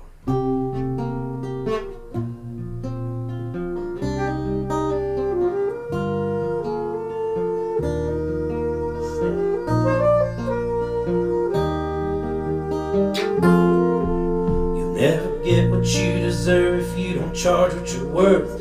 These days it's hard enough to find steady work. What good is self-respect in the grander scheme when you gotta feed the kids off that hill of beans? Whoever said you'll never work if you love what you do never spent 3 nights behind the mic with the flu. Cut it down to the quick and every job is the same. We're all just trying to make it through to the end of the day. And I'm just a pig with a set of wings, rooting around wondering how to get rid of these things. I'm a victim of fate, I'm a child of divorce, but I wouldn't complain if I was born a horse. I like it. Like, I think that's probably my favorite live version of all of them. It's probably the closest to what we ended up with on the album, mainly because of the electric bass. Like, I think it adds a depth and a sustain there, and it lets everything sort of float. And it's less movement on the bass, and I think that's one of the things when we were trying to do this, if my memory serves me correctly, it needed to be less. Yeah, like, how do you stay out of the way of the guitar? Right. Like, it needs add the to underpinning, That's right. but it doesn't need all this movement. And the only time you do the movement is to just there's that one part where I walked up, but it was a syncopated thing that matched what you were doing. That's right. And it was in the build of the song. Right. Too, so. Yeah. This is also the first instance of the intro appearing, as you could tell, because nobody knew how to play it when I did it. I have no idea when I wrote that. It doesn't have any kind of relation to the rest of the song. Like, I wrote it independently. It was not written to be a part of Pigasus. It's not in the same tempo. It's not in the same time. But it's definitely a pretty little guitar piece that I don't think would have had a chance becoming a full song. I'm sure that I tried to make it a full song and thought about it that way. But it worked out perfect. Like, as the beginning, like, it tells a little story right before the song starts, right? And when in my head, when I imagine it in the context of the album, it is the point where the protagonist walks out of the space, right? Like when I walk out of the shed. That's what's happening in the little intro piece, and then the door closes, and then the real song starts once he's in the outside world. Speaking of which, I started working on album recordings for Pigasus on May the 20th. I got a good guitar take and a good vocal take. Did not have the guitar intro recorded yet. After I did that, the drums weren't quite so easy. I couldn't figure anything that matched up. I finally settled on something that was decent, at least I thought, that would get us through to the next day or a couple of days later when Chop and Nolin came in and we get the bass line down. I did move on that night, though, to the backing vocals, and I recorded a 3-part harmony with me doing all of the voices for the song. So let's take a listen to that. This is from the first initial mixdown of Pigasus. You'll never get what you deserve if you don't charge what you're worth.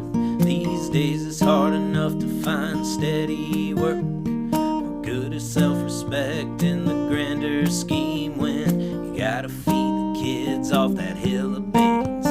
Whoever said you'll never work if you love what you do never spent 3 nights behind a mic with the flu. Cut it down to the quick and every job is the same. We're all just trying to make it through to the end of the day. And I'm just a pig with a set of wings, rooting around wondering how to get rid of these things. I'm a victim of fate, I'm a child of divorce, but I wouldn't complain if I was born a horse. And I'm standing up here on the edge of the cliff, calculating aerodynamics and lift. I got my faith in the sun, Stretch out my wings, I get a running start. I try not to scream. All right, make fun of me all you want. I like the vocal harmonies. I do too. I do too. I was giving you a hard time while we were listening to it. Yeah, what was the line? I said it sounded like a Timu version of the Oak Ridge Boys. It's different. It's a little weird. It is, but I think it's cool. It sounds good. It's just I didn't expect to hear the bass and everything, man. So I think it was good that we cut them in the long run. What we ended up with, I think, is the right call. Yeah. But I am a little sad that those didn't make it onto the record. That bass harmony, man, that was a new one for me. Yeah. All right. So on Tuesday, May 23rd, we all got together with the idea that we were going to start recording Pigasus. We went ahead, we cut a bass track, and Nolin cut a track with the soprano sax that day. We kind of sat here and listened to all the different combos of what we had, right? Like guitar and bass, guitar and sax and bass, to kind of figure out what the best combination of everything. Oh, and I didn't mention the drums. The drums are in there. It was a wooden filing cabinet and a box of thumbtacks. They were nice. They were very simple, right? Yeah. Like very basic. After we did all of this, we sat here, we listened to everything, and the general consensus was the song sounded better with just guitar and vocals. Yeah. No backing vocals. Yeah. No bass, just guitar and vocals. I put in my notes on that day, outside of the Pigasus intro, recording for the album is finished. That was May. Nice, Nolin. That was May 23rd. Recording for the album wasn't finished until November, so I was pretty wrong in my confidence there. I delayed recording the intro and went ahead and I mixed the solo version of the song with just the acoustic guitar, or just the fingerpick guitar and vocals. And then I kind of put it with the album, and I started listening to the album like as a whole, how all the songs were piecing together. And the solo version just didn't sit right with me with the rest of the record, right? Like it felt like it really stood out in a way that I didn't think was a good listening experience. So I started just trying some stuff on my own. So the first thing I did, I added a second strummed guitar. That was based on us preparing for a live show. So we started arranging the song, and we figured out the best way that we could do it was with you, Porkchop, on a second acoustic guitar, and Nolin was playing our newly purchased cajon. And then we just did the two guitars with the cajon and the harmonica solo. I didn't know we had a version of that. I'm not going to play one, but that was what we did at Joe Cassie Valley. Gotcha. Right? Didn't we do that at the pizza party too? Yeah, I did. Oh, yeah, we did. That's right, the pizza party. Yep, that's exactly right. Y'all can find that video on the YouTubes. Mm-hmm. So I added the second strum guitar. I was already setting up the mics to record the intro, so it was an easy thing to just throw in there and try it and say, all right, let's just see what this sounds like. So this is what that sounds like.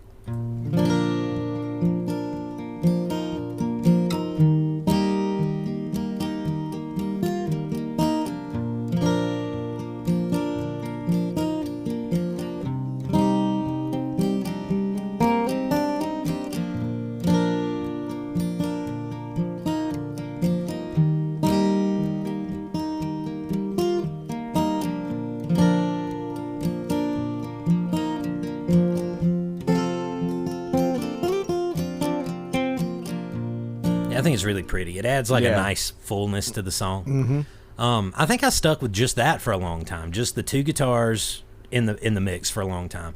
It still didn't seem to quite mesh with the rest of the record for me, and I was here and had all my recording stuff, and Porkchop leaves his bass, so I had everything I needed. I did countless versions of bass and drums for this thing, and then sometimes it would be just bass with guitars, sometimes it would be just drums with the two guitars.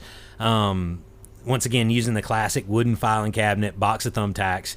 And what I landed on was simplifying the drums, like stripping them way back, but having a bouncy kind of unconventional bass line that I felt sort of followed the floatiness of the guitar instead of like trying to like bring order to the track. Right. Like it more accented sort of that floatiness. I don't know if I pulled it off. We'll let y'all decide.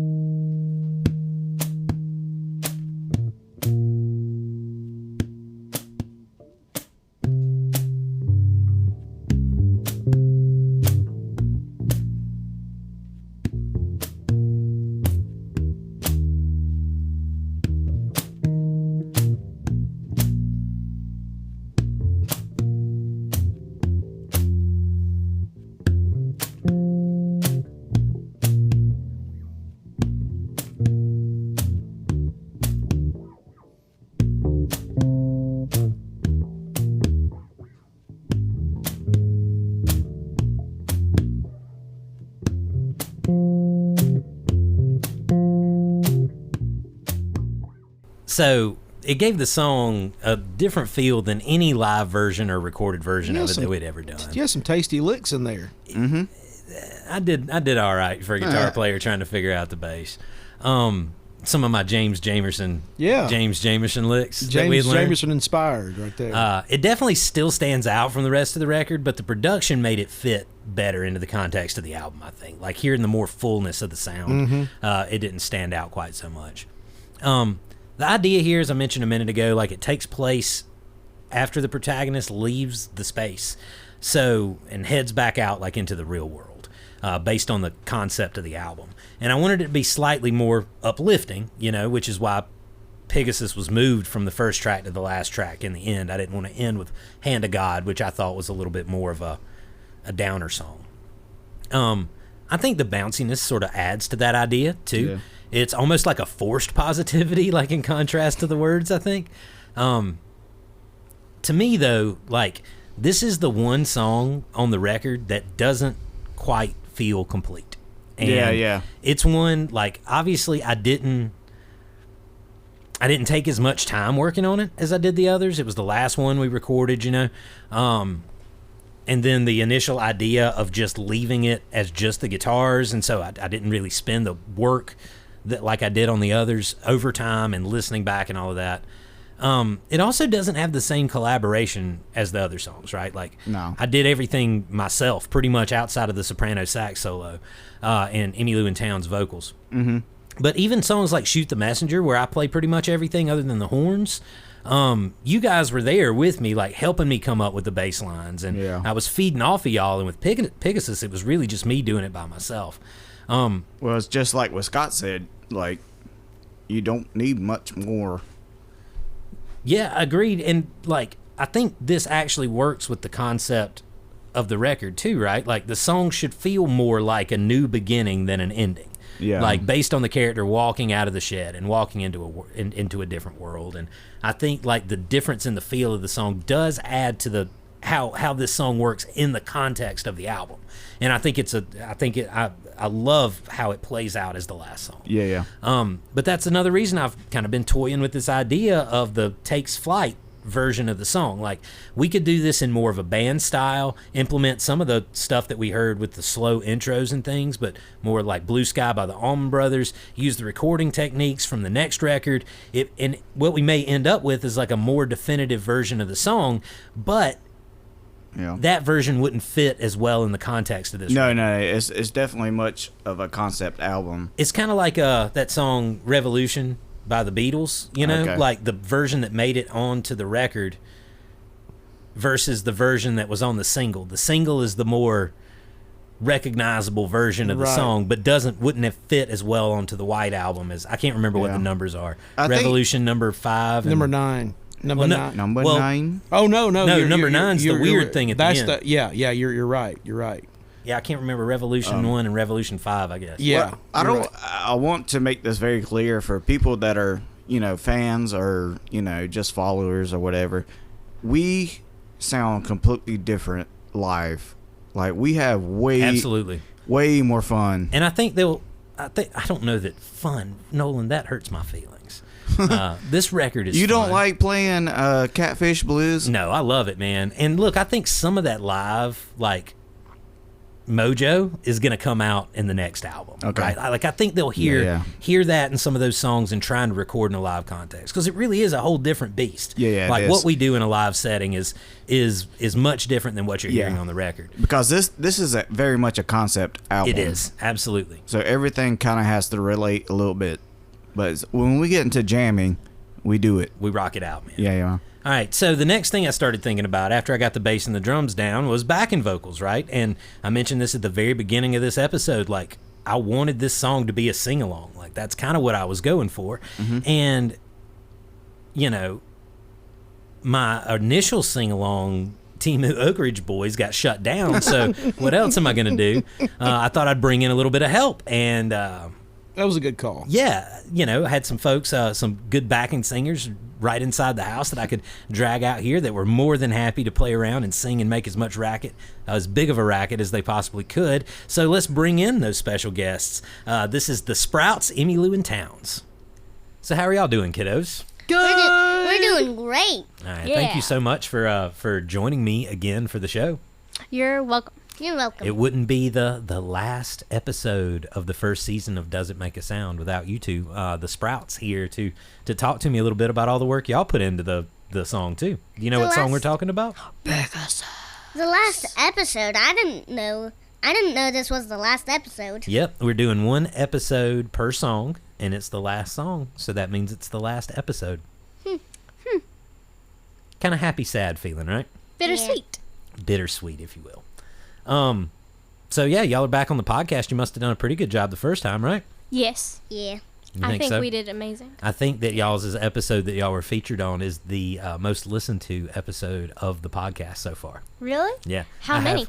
I have a feeling at least 6 or 7 people listen to it. That's like half the planet. No, that's like half. That's like twice the number that listened to the other episodes. So. No, that's like every planet in the whole universe. 6 or 7. Yeah. All right. So last time y'all were here, I asked if you had listened to the album all the way through, and there was some sort of back and forths about whether or not y'all had listened to it. Y'all couldn't really remember. But we had a chance on our vacation very recently to listen to the entire thing from front to back. Nice rainy, cool day after a heat wave, riding through the back country of Maryland and Pennsylvania. It was really nice, fun listening. So do y'all have any thoughts about the album as a whole now that we've had another chance to listen to it all the way through? I think that it was really good all the way through. Like, I think that the songs played into each other really well. Thanks. I know. It was I think it was really good. What were your favorite songs? Pegasus. Pegasus. Pegasus. Well, that's appropriate since that's the song we're talking about on this episode, huh? Yeah. That worked out great. So some songs that made it onto the record, you probably hadn't heard like a lot before I made the record, right? Like a lot of those songs I may have played them a long time ago with bands or only played them with the band, but not a lot of those songs were like sit around the house and strum songs, you know? Maybe a couple, maybe Hand of God or Water Finds Its Way. But the thing is, Pigasus is one of those songs that I play all the time, right? And it's one of those songs that I play with y'all all the time. It's one of our favorite songs, kind of like picking up the John Prine songbook or something, you know? There's certain things that we sort of gravitate to and like to sing, and this is one of the ones that we, even before I made the record, one that that we like to sing together and that I do sit around the house and play a lot. So with that in mind, I have a couple of tracks because it was appropriate that y'all ended up singing on this song on the record because you had been contributing to this song really kind of from the very beginning. So I don't know exactly when this next recording was made. It was sometime before 2019, and I don't have dates before 2019. But if I had to guess, it would be sometime around the summer of 2018. I'm just a pig with a set of wings, rooting around, figuring how to get rid of these things. I'm a victim of fate, I'm a child of divorce, but I'd have been okay if I were born a horse. Well, I'm just a pig on the edge of a cliff, and I'm contemplating aerodynamics and lift. Got my snout to the sun, I got my spread my wings, and I hold my breath, try not to scream.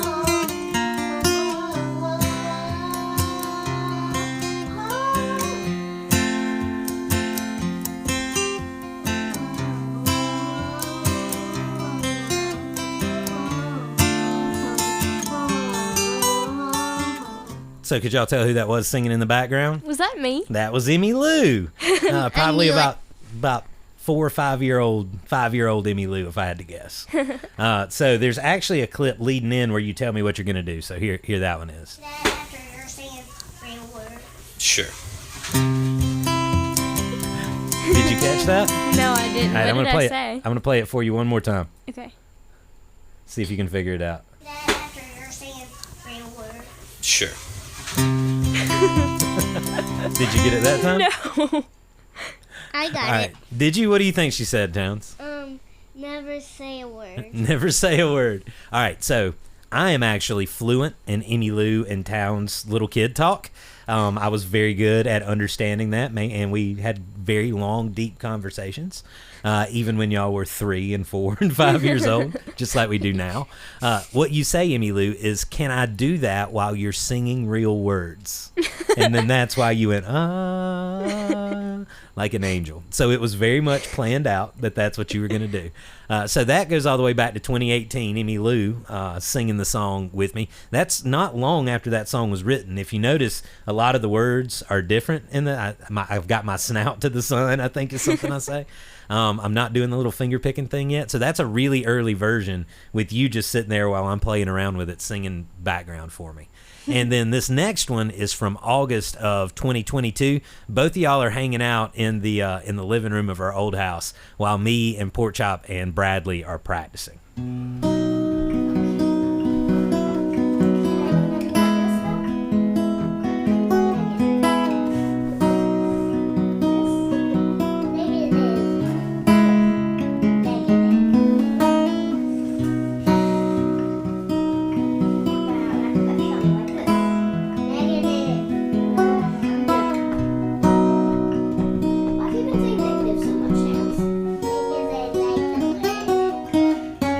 Get what you deserve if you don't charge what you're worth these days. Could y'all figure that one out?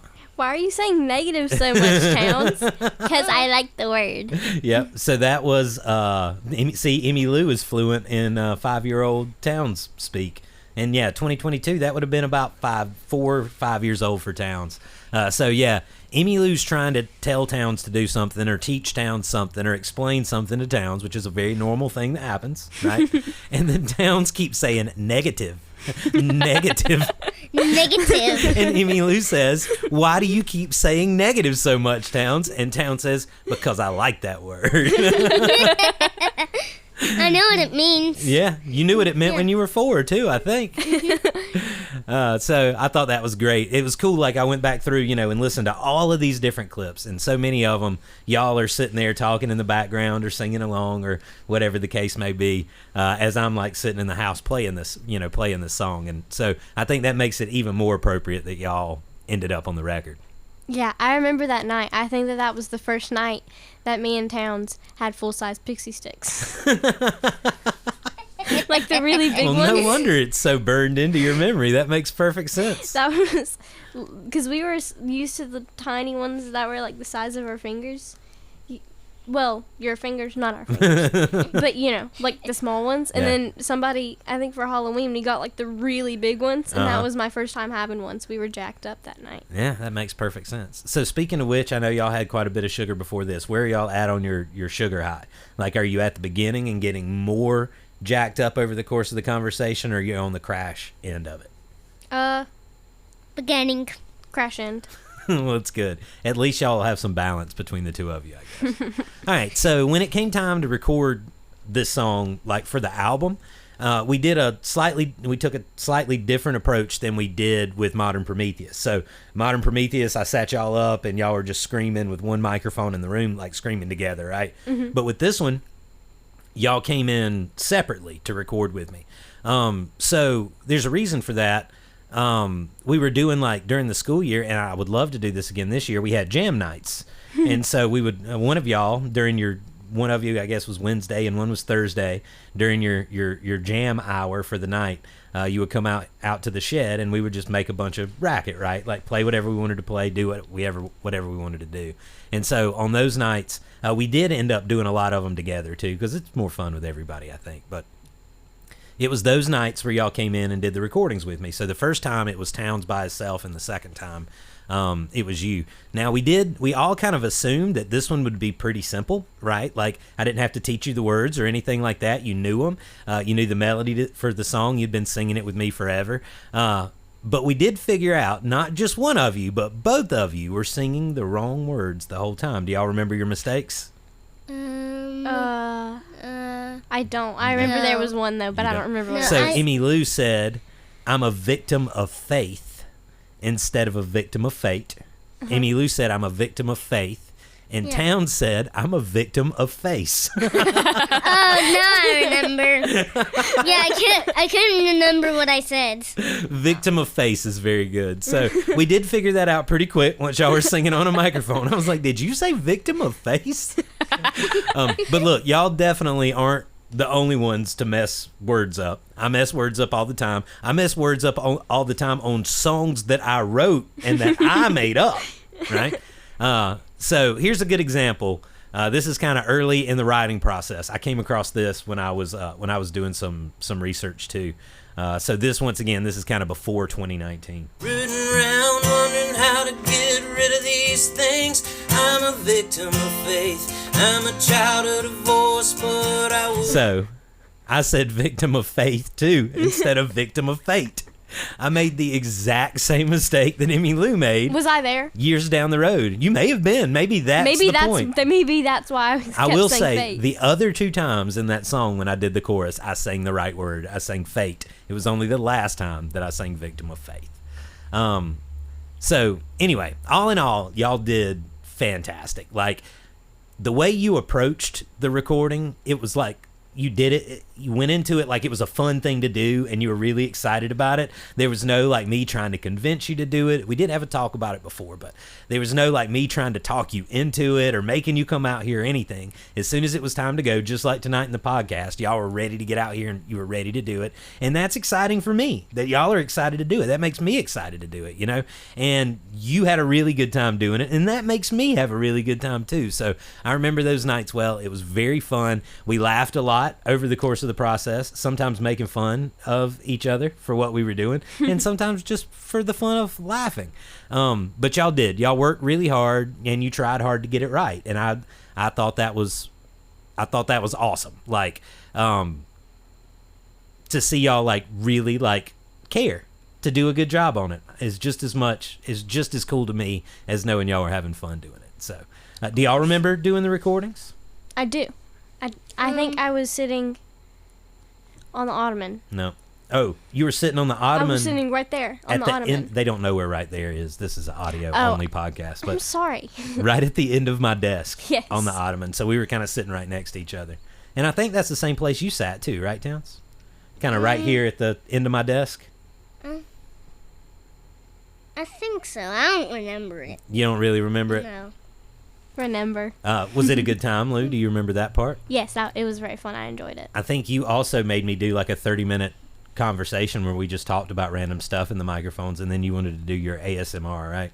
Yes, I remember. Would you like to give the listening audience a taste of the ASMR? Yes. Go for it. Wait, you're not going to play the recording? You want me to do it right now? I want you to do it now, yeah. Towns. Huh? Will you do it with me? I don't know when an ASAR. It's all right, buddy. That's not a thing that really matters. It's an Emmy Lou thing. It's so weird. All right, good job, Lou. Thanks so much. Thank you. Do you feel better now that you got that out? Yes, I do. Towns, you're a natural. Towns, you picked right up on it. That was so good. So anyway, the way y'all recorded your parts is there was nothing playing in the background but just my voice and my guitar, and then y'all sang to my voice. And I think the harmonica was in the background too. And so Towns did it without hearing Emmy Lou, and then Emmy Lou did hers without hearing Towns. So we did Towns first, so let's play Towns first. This is your vocals isolated. That means all you, Towns, from the final recording. I'm just a pig with a set of wings, rooting around wondering how to get rid of these things. I'm a victim of fate. I'm a child of divorce, but I wouldn't complain if I was born a horse. That's so good, man. Do I really sound like that? Yeah, man. Yes, that it was sounds so fantastic. good. And you said fate so clear because we had to work on it because it kept saying face at first, you know? So you got fate in there just right. But so much, Towns, of your personality like comes out in your voice when you sing. Like, you did a really phenomenal job. You sound so good, man. Thanks. And the next night, Emmy Lou came in. So let's isolate Emmy Lou's vocals and hear her. I'm just a pig with a set of wings, rooting around wondering how to get rid of these things. I'm a victim of fate. I'm a child of divorce, but I wouldn't complain if I was born a horse. That's so I know. beautiful, Emmy Lou. That was beautiful. Thank you. You did such a good job. You know, you've always been a really like a strong singer, even when you were like 3 or 4 years old, or 4 probably, 4 or 5, and you took voice lessons, and you were like 2 or 3 years younger than everybody else that was in there, and they would like stand you in a chair so you could reach the microphone, and then they would like turn the mic way up, you know, and then you would just belt it out, and the sound guy would like go scrambling over there to try to turn it down. You're always like, you project so well. I know where you get that from. You sound prettier doing it, but I am also loud. So I had no idea. Yeah, you did a really good job. And, you know, like, you've got good pitch. Like, you carried a tune really well.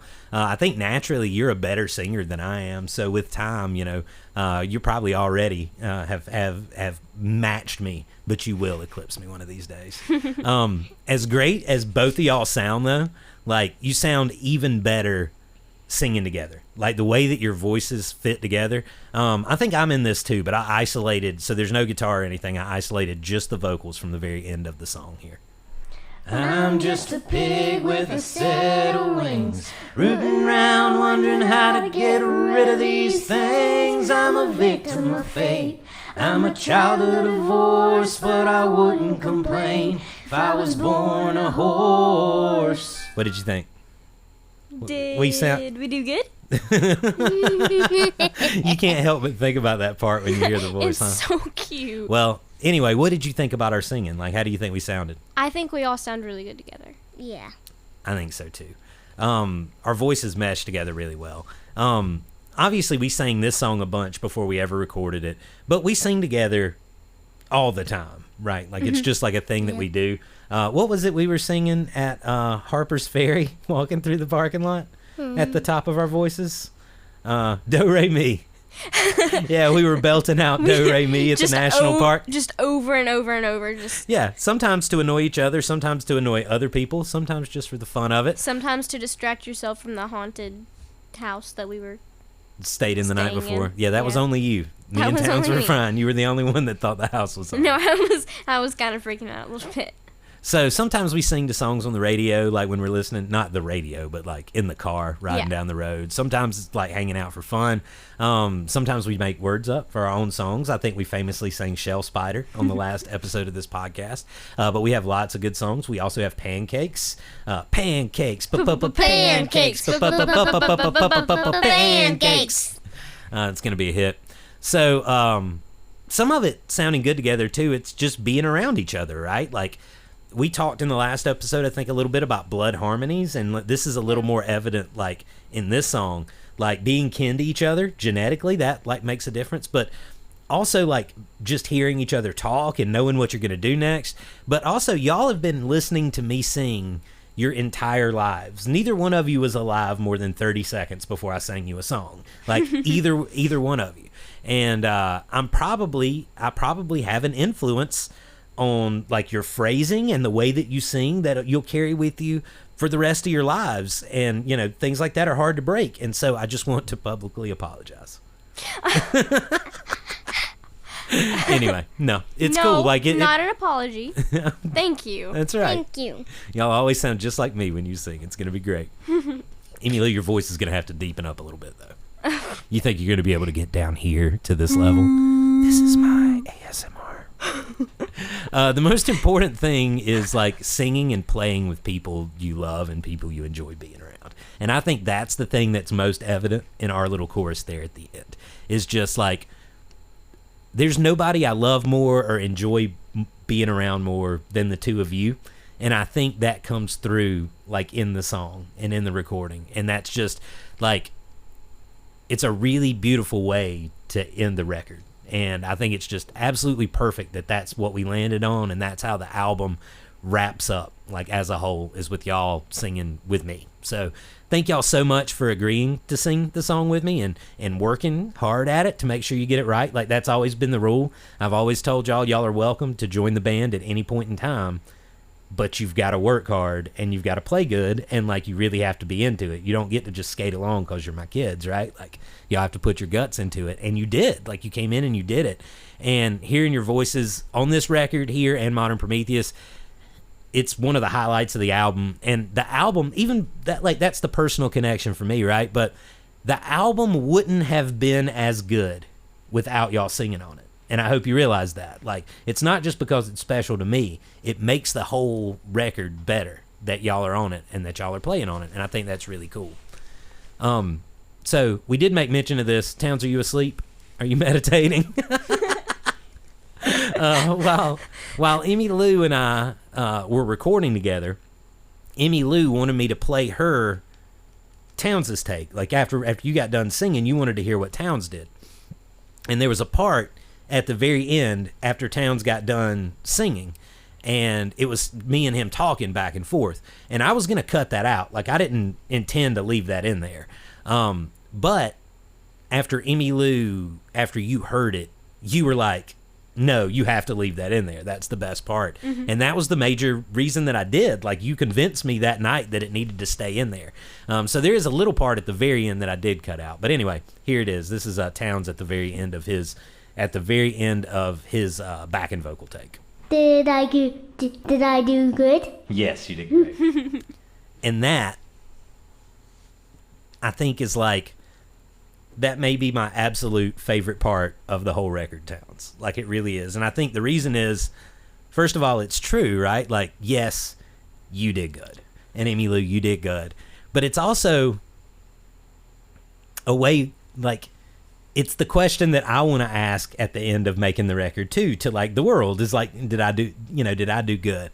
And it was such like a sweet and sincere thing to say, like, in that moment. Like, I think it was just perfect. And I'm so glad, like, I caught it, right? Like, I didn't mean to. I just didn't turn the recording off before he asked the question. But I think it's really how we all feel when we record something, or when we make anything, right? Or create anything, or really do anything at all, right? We don't want to just know that we did good, like, to be proud of ourselves, but we want to know that we made the people that we love, or whose opinions matter to us. We want to know that we made them proud too, right? And that's something y'all do for me, like, every single day, right? Like, you make me proud in everything that you do, and I hope I make y'all proud too. You do. You make me very proud. You make me prouder than anything in the entire world. Well, thank you, Towns. I appreciate that, buddy. Even more than Legos. Whoa, really? Whoa. Yeah. That's a lot for you, man. That's crazy. All right. Well, thank y'all so much for joining me on the album, and for joining me on the podcast too. Hopefully we'll have y'all on again real soon. I don't know. We don't have anything else planned at the moment, but maybe after we record and release our first Big Racket record, we can get y'all on for a whole podcast talking about recording the Big Racket album. And you never know, when Fall Down Trees are going to need some help from our official backing singers, the Sprouts. So maybe y'all will come back in and join me on the podcast at some time. Sound like a plan? Yes. Yeah. Sounds like a plan, Stan. All right. Any other thoughts on the record or recording the album, or anything you'd like to say to your fans, the listening audience, before you go? Thank you for streaming the album. Thank I you really for appreciate it, streaming actually. I actually really appreciate that. Yeah, no, that's actually really nice of you. And we had a very good time Yep. recording. Yeah. I struggled a little bit there. That was perfect. Thank you. All right. Well, thank y'all again. I really appreciate it. And love you. Be good. Love you. Love you. Bye. Bye. I just can't imagine a more perfect way to end the album. With them joining me in that part. And the way the song changes right there and does drop down to just the guitar, right? And them singing along with me in the backing vocals. They can hold a tune too. Absolutely they can. And there's also such a sincerity in the way that they're singing the song. I heard Emmy Lou singing this in the shower the other day, and it just it just made my heart explode, right? Yeah. Like, it's just like, how cool is that? Like, to hear your kid in the shower singing a song that you wrote. Towns told me it's his favorite. He asked me, he said, "Did you write that song?" Yeah. Like, did you make that up? And I was like, yeah, that was me. And he said that was his favorite of the songs that I wrote, outside of the one about the armadillos. Yeah. Which is hard to beat. And the sax solo. But, as much as I love those vocals, the ending, and therefore the ending of the record, and Towns' little note there at the very end, it does make me sad in a lot of ways, right? And, I mentioned earlier about being an introvert, and this is constantly doing things better suited for extroverts, you know? And this is one of the many ways that I'm the Pigasus, right? But in addition, a lot of the roles that I play and the jobs that I've taken that would be better suited for an extrovert, right? Yeah. They also center around people liking me, right? And deep down, I'm just not a very likable person. No. At least for broader audiences, right? Like, I'm an acquired taste. I'm unconventionally likable, all right? I have a lot of thoughts on why this is, right? Like, I've spent a lot of time thinking about it. I even had several pages of notes about it, but I think that everybody probably understands that 20 hours into the podcast, you guys probably have even better ideas than I do about why this may be. Will this person please shut the hell up? Right. But that's not me not being likable isn't the important part, right? It is painful at times, but in the grand scheme, the problem is that I don't care, right? Like, that fuels my ambition, it fuels my creativity and my drive. But for what I'm trying to do musically, I should care. Like, I really should. And the success of this band is, I was going to say entirely dependent on me. That's not quite right. Like, if I fail, we all fail, right? Like, there's no, like, we can take every instrument out of Pigasus, but we can't get rid of the guitar and the vocals and the lyrics, and then the song's not there, right? It doesn't matter, like, how good you guys are, how talented you are, any other musicians I play with, right? Like, I write the songs and I sing the songs and I direct and manage the band. I handle the social media presence. If people don't like me, they don't like the band, right? And I should care more about that, but I don't. Like, I don't care about that. And that's really not fair to you guys. And honest to God, like, that's why it's so special that you guys have stayed and played with me and followed me as long as you have. Like, I will never not be incredibly thankful for that, because I don't care and I should, and that makes us less likely to succeed. Regardless of what people think about the songs or the music. I have your back. I play a very weird instrument. You do? That's strange, right? And you know. Well, I'll be honest, Nolin. When we started talking about you joining the band permanently, I was like, what are we going to do with a saxophone? Yeah, exactly. Like, what are we going to do with this on all the songs? I was the same exact way. These guys play primarily, what, country? Country and blues, right? Yeah. It's like, what the hell do they need a saxophone player for? Right. But when it comes down to it, and this has always been my philosophy, I want to play with people that I get along with and enjoy being around. Yeah. I want to play with people that show up for practice. Same. I want to play with people that are fun to play with. Yeah. Right? Like, to that I can get in that groove with. And it didn't matter what instrument you played. Yeah. Like, if you showed up with an accordion, you would have been an accordion player in the band. Yeah. We were going to figure out a way to use the sax. And we tried it a lot of different ways, right? And they were, back in the day, used to sit out a lot, right? Yeah. But now we've, like, molded our sound is so, as Porkchop mentioned, like, what do we do without the sax? Like, this album is not an album without that sax. This not the same album without that saxophone weaving throughout, right? It's such a core part of the music and the songs. Yeah. So not only is me being likable important for the band, and I don't care, it's also important for the podcast. The most common feedback that we've gotten about this podcast, right, is that the shows are too long and I talk too much. I don't give enough space. I don't shut up, right? Yeah. What they're saying is, this podcast would be great if there was just less Dustin. Yeah.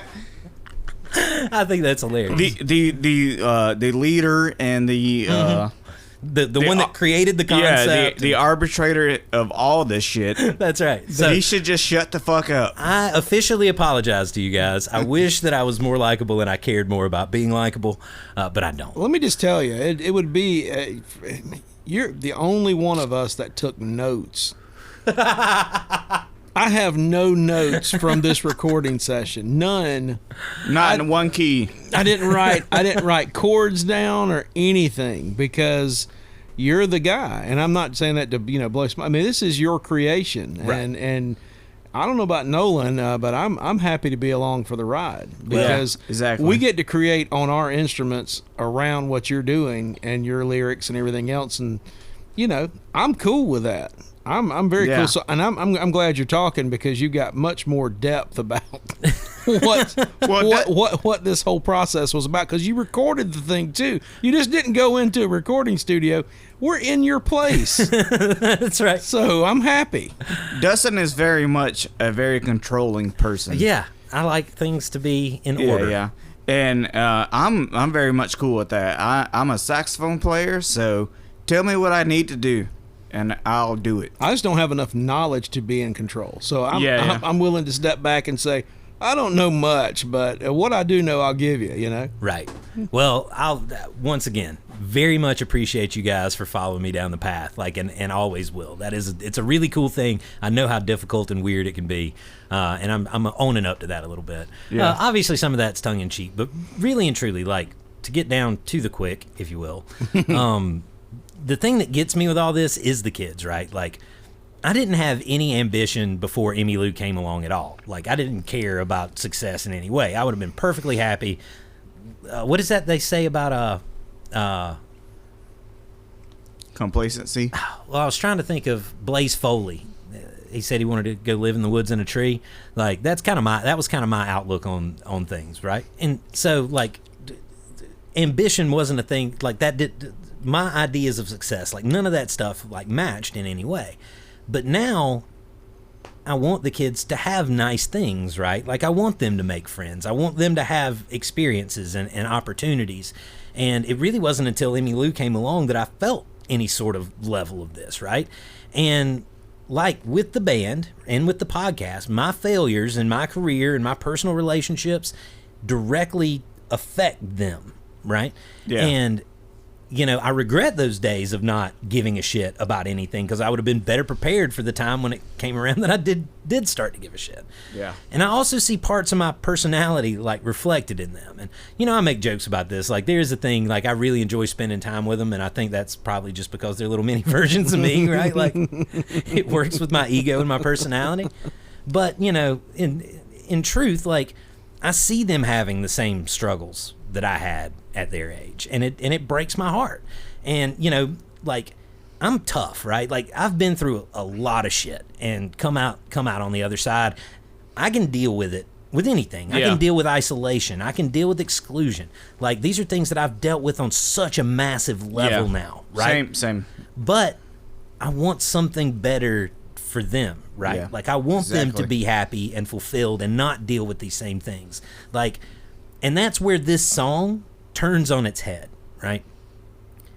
The heartbreaker with the version that ends up on this recording, through the first two choruses, I'm the victim of fate. I'm the child of divorce, right? But when they join in and they sing along for that last verse, it's a stark realization that they're faced with the exact same thing. Exactly. Right? They're the victims of fate. They're the children of divorce. And I had an effect on that, right? It was hard. The idea of having the kids sing this song with me, that was an easy idea. This is a song that we sit around, as mentioned before, this is a sit around the house and sing song. We sing this together and always have. Having them be on the record, that was a heavy one. Having them sing this song on the record, and especially where we were at, right? This being post-divorce, less than a year down a year down the road when we started it. No, I don't remember. But it was still really raw. It was still really fresh. And I had that, I had a conversation. I didn't bring this up, in the interview with them, but we had a conversation, about this, and if they were comfortable doing it, and the weight of it, to feel the words in the song when you're singing them might be a heavy thing to deal with, and they approached it with joy. They leapt off the cliff, right? They still have so much of that. And that last remark from Towns, at the end of the record, when Towns says, did I do good? Well, the whole thing is they love their dad. That is true, and I'm a lucky man for it. Yeah, and you succeeded at that, and that right now is probably the only thing you care about succeeding at. It is. I can't help it, but that is the thing. Like, that success means more to me than anything else I could even come anywhere close to considering success, right? When Towns too, though, when he says, "Did I do good?" Like at the very end, that's the question I've been asking my whole life, right? That hits me every time, dude. Like, it's so hard, man. So hard. And there's nothing is mentioned. Like, it's our debut album. There's nothing staged about. Like, it's so pure, right? Yeah. And I've buried that question, like, deep down, right? That did I do good about everything, right? Music included, like pain, rejection, isolation. Like, I've buried that, but that's really what I want to ask, right? Like, that's what I want somebody to look at me and say that I did good, right? Like, that they're proud, that they're impressed with the work that I did, like that I've made something of value, right? Like that I've created a thing out of nothing that has this value. And I'm too old and scarred and cynical to ask that question out loud anymore, right? Like, I don't ask that question. Yeah, when it comes from a kid, it's 100% like innocent. Absolutely, right? Like, Towns isn't old and scarred and cynical yet, right? And that's such a beautiful thing. And it's also heartbreaking, like, at the same time, to think that he will, like, grow up in this way, right? And I don't want it to end up being scarred and old and cynical, right? It's a tough thing to deal with, man, and that's a lot to hit you at the very tail end of this album, right? Just with them throwing their voices in. But it does make it the perfect ending for the record. Yeah. And the perfect way to, like, close the thread on the story. Did we do good? Did we do good? Most of the podcast is focused on the writing of the songs and the recording of the record, and that's the fun stuff, obviously, but we haven't really touched on what goes into releasing and promoting an album as a self-funded indie band, right? In September, just as I was preparing to re-record the vocals for the whole album, Nate Combs messaged me kind of out of the blue. Like, Nate and I have been friends for ages, but haven't talked a lot recently. But he messaged me about a project that we'd worked on about 15 years before, right, which was Guttersville Records. And so when we were young and coming up in bands in the Anderson area, there were a lot of us musicians, and Nate had this idea back then that we were kind of working on to get off the ground about having this sort of collective that kind of works together. And it turns out a lot of those folks, my friends and contemporaries from those early years, were in similar circumstances to me. You know, they'd grown up, they didn't play out much anymore, we have a fully working band. Can't speak to the others. They were mostly working on their own, but they had kids, they had families, but they were still writing, still playing in their spare time. And the idea being the same as before, we all work together to help promote our albums, learn from each other about how to, like, navigate the world, and then collaborate with each other as well. People to bounce ideas off of outside of just us, you know? And really kind of working more like a collective than a record label. I don't know how we would have pulled this off without them, right? Like, they came along, like, we were almost done with the record, right? Like, we had been working on this without any ideas of Guttersville, and they came along right at the end, right when it was time to start working on the release. Nate and Seth and Brandon, in particular, like, had experience, like, putting stuff out, had already been doing a ton of research, kind of had expertise in different departments than us, and I really, like, leaned on them to go through the process of, like, releasing this and getting it put on all the platforms and everything. We decided to release the album on January 17th. That day has no significance at all. No, it doesn't. First, asshole. First, it was Nolin's birthday. So how about that? We put the first album out on Nolin's birthday, and we got to have the Pigasus pizza party on that day. We'll talk about that in a second. It was also 2 days before my grandpa's birthday, my grandpa being the subject of the song The Setting Sun. It was 3 days before what would have been my anniversary. So it was almost on my anniversary date, which also relates back to the theme and the context of the album. And it was also 3 days before Trump's second inauguration. And this isn't a political album really in any way. It's a very personal album. But that the sort of existential dread and the way that society shifted over the course of that first Trump term definitely was all through the songs on this album, and it felt appropriate that we were kind of going full circle once again and kind of entering a similar situation. And so all of that lined up for a pretty solid, like, relatable release date. We did take our own stab at promotion. So first were the little promo videos I released. I put them out daily leading up to the release. That was a huge flop. Yeah. You still have a few laying around at my birthday. Oh, yeah, I do. Yeah, the little signs still hanging around the room.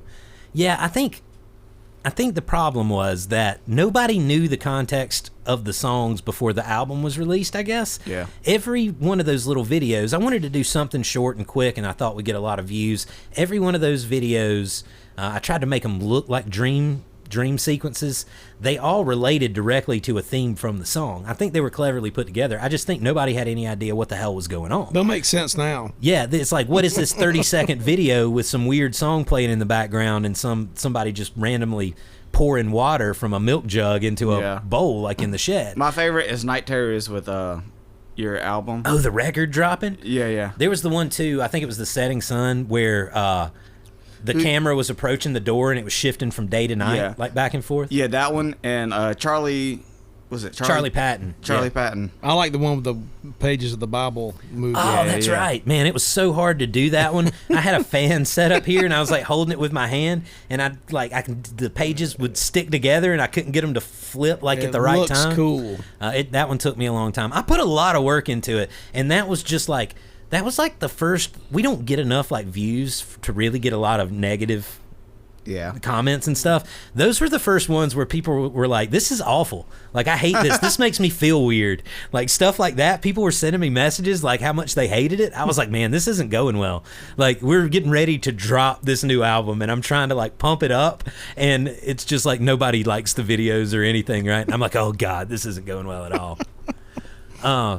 The thing that did go well, though, was the Pigasus Pizza Party live stream. Yeah. That was really cool. And it was also a nice thing to do, right? We got together for Nolan's birthday. We had pizza. The kids were hanging out. Yeah, Emmy was running the... I can't remember the name of the platform we used to do the live stream, but she was managing the comments and making sure the video was working. So she was in her element, participating in the band too. Mm-hmm. And then the sing-along at the end is just the most beautiful thing, man. And it was such a nice way to get to launch the record. Yeah, man. I haven't had a birthday party in who cares? Who knows? Right. And to have your kids and y'all meant the world. Yeah, man. It was nice. Overall, I was pleased with the listens and the responses that we got from the album. When we released it, the numbers weren't massive, but they were significant. To us, they felt really good, and it seemed like they were legitimate, right? That people were really listening and were getting something out of it. And some of the specific things that people have told me about that record over time, and showed up to the gigs and stuff and were talking to us about it when we went out and played at Magnetic South. Nolin wasn't able to be there for that one, but that was one of the coolest things. That gig was a freaking train wreck. But one of the coolest things was the number of people that were there that were like, yeah, we thought the record was really good, and I really liked this song, and the specificity of it. Yeah. It was really nice, man, and I consider it a success. The same with the podcast. Our numbers for this aren't huge, but the number of people that start listening versus the number of people that listen to the whole thing it's a really good ratio. And that feels good, right? Even if it's not a lot of people listening, if they're listening all the way through, they're obviously getting something out of it, even if I do, get on their nerves because I don't ever shut the hell up, Yeah. And really, those are the most important thing to us. It's not the number of listens that I measure the success. It's the quality of the listens. I want all the internet stuff is just a way to actually build connections with people. And Nolan, you mentioned this earlier, the live show, that's where the real magic happens, right? Yeah. So I don't enter any of this expecting to get rich or to get internet famous. I intentionally go against all of these things, right? Because my ultimate goal is to make art that is authentic to us. It has soul, it has humanity, and it represents real life and real people. The internet is purely a way for me to get it in front of people's eyes, and I'll do that any way I can do it. But the one way to do it right now is obviously the internet, right? That's why we're doing this podcast. That's why we're doing everything that we are. But I don't make a point. I try to make a point of not making predictions about the world, right? Most of the ones that I've made in my life have turned out to be horribly wrong, right? But I firmly believe that everything works on a pendulum, and eventually it's going to swing back in the other direction. There have been countless eras of humanity, right, and it seems like we're an exception the last 100 years or so, right? Because everything has exploded exponentially. But there have been blips throughout history of these huge, like, chunks of growth. And we're at the tail end of our era. And the pendulum is getting ready to swing back in the other direction. And it's getting to the point where you can't believe anything that you see or hear. With AI, deepfake videos and stuff, as they get better, it's going to be impossible to tell the difference or to believe what you're seeing at all. Like, you already shouldn't, right? You shouldn't, but it takes people a while to catch up. And as these technologies get better, it's going to get worse and worse, right? As people start to question everything that they see in a digital world, it's going to lose its validity. And you'll want to see a real photo, right? Or a piece of paper, something you know is real, to know what you're witnessing is real. Then the power of the internet is going to start to fade. It's going to start to swing back. And so I've talked a lot about, like, real versus fake. Things that are real are experienced with all 5 of your senses, right? They include a connection with something else, like a sharing of energy, a shared risk in that connection. The greatest things in life are real, but they are experienced in real time, too. They can't be played on demand. And these real things are so powerful that we create these facsimiles of them to try to get a little bit of that feeling, right? Of that energy. And we want it on demand and without the connection to others and the associated risk that comes with that connection. This is the reason things exist, like recorded music and movies and art prints and photographs. The facsimiles can be works of art themselves, right? How accurately can you reproduce the real thing you're imitating? Or how can you color it in some way to enhance it, to create its own individual piece of art? But as humans, we are suckers for convenience. We're suckers for minimizing risk and for constant dopamine hits on demand. We're not a patient species, right? No. We do not delay gratification. No. What we do is we accept less and less of the real thing to get more of the convenience and the payoff of having it on demand. And the facsimile becomes the thing that we worship. And what I'm betting on is that people will come back around to real art.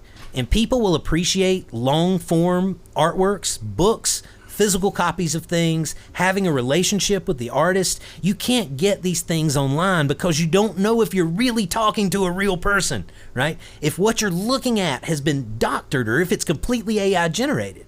And people will appreciate the warts. They'll appreciate the scars because this is how they'll know that something is actually real, right? A distressed guitar from the factory never looks like one with real wear and tear. Yeah. Like, they can't do that. AI can create perfection, but humans are imperfect, and we're randomly imperfect. And it would be a huge, huge technological feat for AI to ever be able to replicate that. And I don't think they ever will. We don't have any other instances of that in the world where something real can be completely and utterly recreated in a synthetic space. We have this unique ability to be able to see what used to be. Yeah. But we're really struggling with creating a now that can be a positive used to be in the future. It can still happen. Well, the real danger, like the thing that scares me is that people just stop caring, right? Yeah. Like, maybe the pendulum doesn't swing back and people are just like, nah, who cares if it's real or if it's fake? Yeah.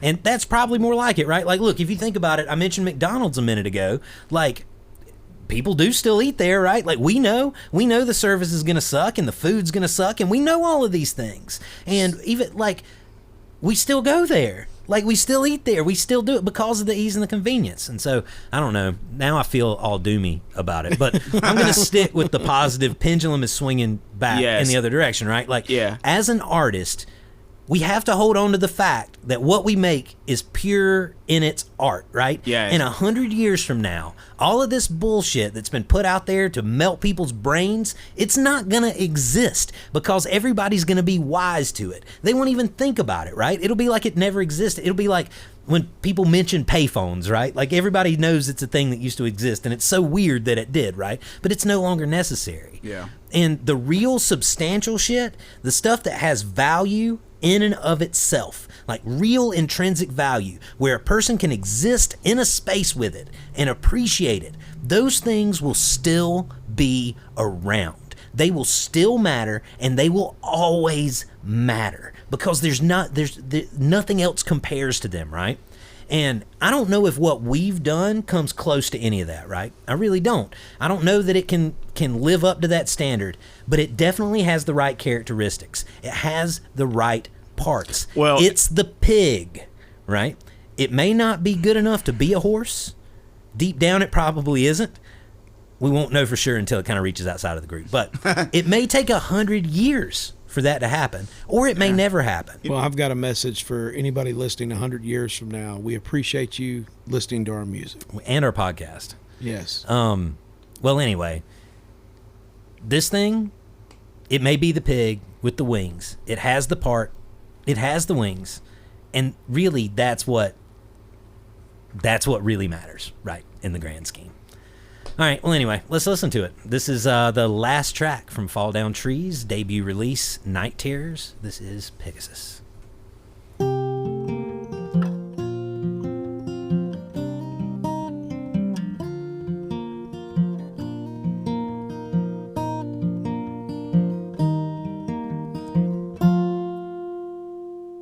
You'll never get what you deserve if you don't charge what you're worth.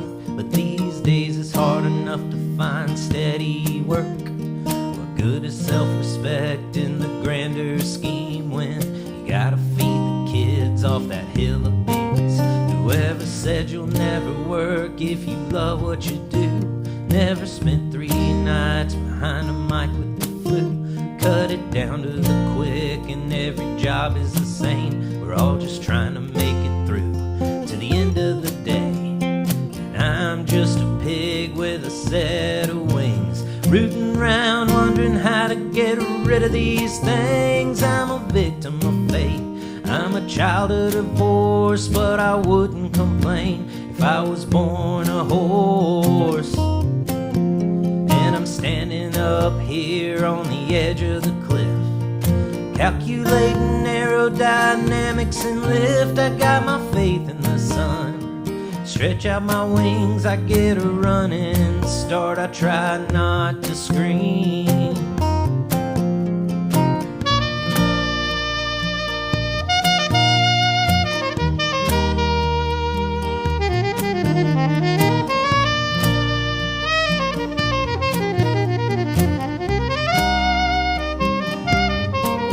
If I was meant to watch my mouth, it wouldn't be on my face. I've been awkward in love, I made my share of mistakes. The more foolish a man, more convinced that he's right.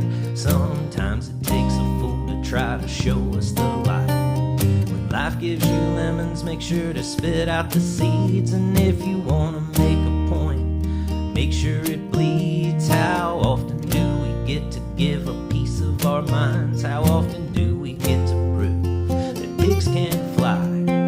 I'm just a pig with a set of wings, rooting around wondering how to get rid of these things. I'm a victim of fate, I'm a child of divorce, but I wouldn't complain if I was born a horse. And I'm standing up here on the edge of the cliff, calculating aerodynamics and lift. I got my faith in the sun, stretch out my wings, I get a running start. I try not to scream.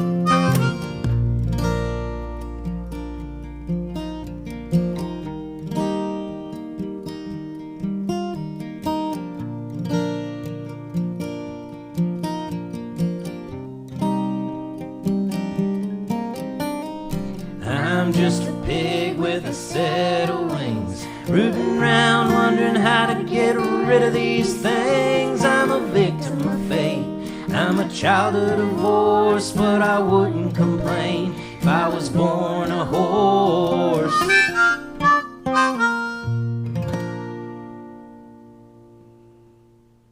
Did I do good? Yes, Towns. Yes, you did, and you guys did too, man. I think we did, man. We made something I'm really proud of, and one of my favorite parts of the whole album. Yeah, me too, man. Yeah, I think all in all, from beginning to end, I think we did something that will always be special to me, man. And I really appreciate you guys coming along with me, you know, on that journey and helping me kind of realize that, you know, something that started as kind of a small little idea turned into something so much bigger than I ever imagined. And maybe not in the way that most people measure success, but definitely in the way I measure success. I mean, the you know, playing with you in general over the years up until this album has been, you know, pretty safe as far as a bass player goes. It's blues, it's country. Even the original songs are kind of based around those two genres. This really stretched me out, but I like that. I don't know. You sort of feel stagnant after a while if you play the same thing over and over and over again. I never got frustrated, but I don't know what other word to say, but like trying to learn, like it's a little bit of frustration, but not ever in an angry way. Right. Yeah. Like, doggone it, why can't I get this? But I wanted to get it. It wasn't like I ever threw my hands up. I was just like, I want to keep going. So it stretched me out a whole lot. And who knows what the next album we're going to do is not going to be like this. It's going to be more, you know, back to our roots, so to speak. No pun intended. But it's, for me, it's probably one of the most creative things I've been involved in music and in my life. Enjoyed every minute of it. Yeah, for sure, man. I hear you completely. There were, you know, it's the challenge of it that really made it so much fun. Like, you have the challenge and then you overcome, and that's such a huge boost, like on a personal level, like to your confidence and your self-assuredness and how, like, your sense of accomplishment. And, you know, even though I wasn't involved in the recording process, I kind of live vicariously through you because I'm seeing you figure things, have to figure things out if you want to get it done. Right. We don't have the luxury of, the engineer will figure. You're the engineer. Right. You're the producer. So it was kind of cool to live vicariously here in the room with you, watching you figure, okay, we got to, Nolin, we're going to put 2 mics on you, and okay, we're going to adjust this. It's a very cool thing to be involved, even on the peripheral, to see that happen.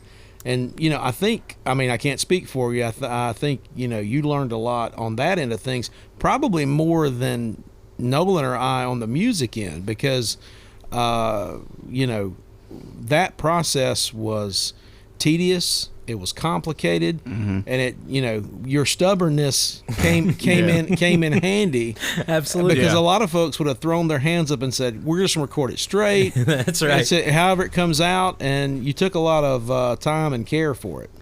I think we're better all around because of it too, right? Like now when we go in to make the next record, we know where to put the mics. We know where to do that, and we get to focus on a different thing and do things in a different way because we're not beholden to anybody either. Right. Yeah. I'll start off by agreeing 100% with everything Porkchop said. But this whole experience has gave me 2 of the best friends I can ever have. Absolutely, man. And we know what to do now. Yeah, for sure. This is not a way that we usually behave with each other. And, we usually come in, play, shoot the breeze, tell some jokes, like digging deep into our feelings and emotions and where the songs are coming from and like what it was like to do this. Like, that's a tough thing too, man. And this has been tough. And the podcast has been tough and has been draining. And, I needed to take a few weeks off after we recorded the last one. I was like, man, like it takes a lot out of all of us to have these discussions. But I'm proud of this too, right? Like, we got this on record as well. This is the best liner notes you're ever going to get for an album. Yeah. So what Night Terrors is almost complete. There's still a few things I want to do. We're going to have a vinyl release. Once I'm done editing this episode and it's ready to go, that's the next thing I'm working on. I've got like the inside booklet left to do, and then it's going to be ready to go. So make sure to keep paying attention to our social channels to figure out how you can get your hands on one. But we're going to put it out on vinyl. Like, that's a dream of mine, man. I want it so bad to see it sitting on that shelf next to all of my favorite records, to listen to it on the turntable. I can't wait to, like, hold that record in my hand. It deserves to be. I think so too, man. I also want to do this album live. And I've been talking about this for a little bit. I'm going to conscript a couple of our Guttersville label mates to bring in a drummer and another guitar player, and I want to do this thing somewhere live, and I want to put it out as a live record as well. So I think you'll see that sometime in the future too. And then I want to do like a real music video, not like something short to get some TikTok views, but like something that has some real artistic presence to it as well. Yes, I see it. Thank you so much. I appreciate that. They're messing with me while I'm giving my speech here. Sorry. So, the kids gave me a nut sack for Father's Day. It was a bag of nuts that says nut sack on the front. It has a couple of what did I call them? What did I call the testicles? Stressticles. Stressticles, yeah. Testicle stress balls. Porkchop has attached a roll of paper towels to it now, and he's waving it in the air. That's how we do things. The fall down trees. Come see us live. Yeah, I want to do some real music videos, whatever. Then Night Terrors will be done. We'll tie a bow on it. Come see us live. Coming up for Fall Down Trees, Armadillo's single is going to be next. Hell yeah. So we're about to dive into recording and playing some more music. I'm really excited. The next album, and Armadillo's included, has more songs that I consider single songs, right? Songs that I do think will make their ways onto playlists, and we're going to get to show off a little bit of what we do live. We also have the Waste of Time long player coming up, so that's sort of a prequel to Night Terrors, where it's going to kind of tell the story of me and my relationships leading up and through my marriage. And then you'll also see the evolution of us as musicians as the songs change stylistically and quality-wise. It's going to be a lot of fun. I'm really excited to put that one out.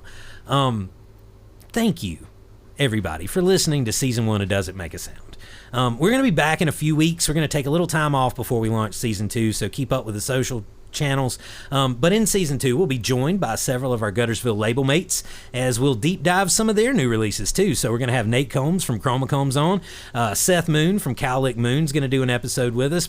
Brandon Biscuit Hammond's going to do an episode with us. And who knows what else will pop up. We're also going to have Nolin and Porkchop back. So they're not going from the podcast forever. We'll talk about the Armadillo's single release. And we're also going to do a record, an episode around the holidays talking about the making of our Christmas EP, I Wish You Would. In the meantime, please like, subscribe, and review Does It Make a Sound on your favorite podcasting platform. Stay up to date with Does It Make a Sound and Fall Down Trees by following Fall Down Trees on Facebook, Instagram, YouTube, and TikTok. Links are in the description of this podcast. As independent artists, we need patrons to spread the word about our work. So if you find value in our music or this podcast, please also share it with your friends on your social channels too. Does It Make a Sound and Fall Down Trees are proud partners with Guttersville Records, a collective of independent artists working together to be heard in this noisy digital space. So please like and subscribe to Guttersville channels too, and make sure to listen to all of the music coming out of our little indie label. Go listen to the other episodes of Does It Make a Sound, or just restart and listen again, you know? And stream Night Terrors one more time for old time's sake on your favorite podcasting platform. Before we leave this final episode, I'd like to offer my sincerest thanks to several folks that were instrumental in our musical journey and the making of this record.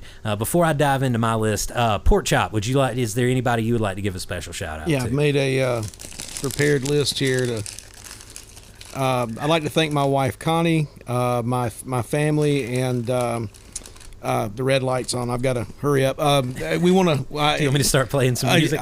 Yeah. Why not? And we just want to thank the folks at the William Morris Agency and let them know that we are available.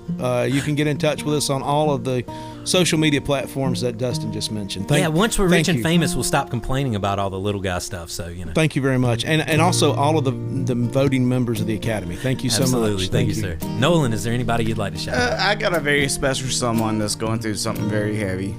She knows who she is. I love y'all. Support y'all. Also, any bands or the record label that supports us, we love you too. Absolutely. I'd like to talk about or give a special thanks to our former bandmates and collaborators, Matt Myers, Jonah Glenn, Scott Glenn, Trev Furlong, and Bradley Webb. Without their significant talents and contributions, those were all evident in the live band clips that were sprinkled across this entire season. So appreciate you sharing your talents with us. And even though I never asked permission, letting us play those recordings. Also, special shout out to Chad James, whose generous pedal board donation changed my approach to the guitar on the record. Doug Norwine, whose words of encouragement fueled our creative fire at the moment that we needed it the most. Lisa Simpson. All the venue owners and bookers that have given us a chance over the years, and especially the folks at Merc Mountain, the local Brews at the Square.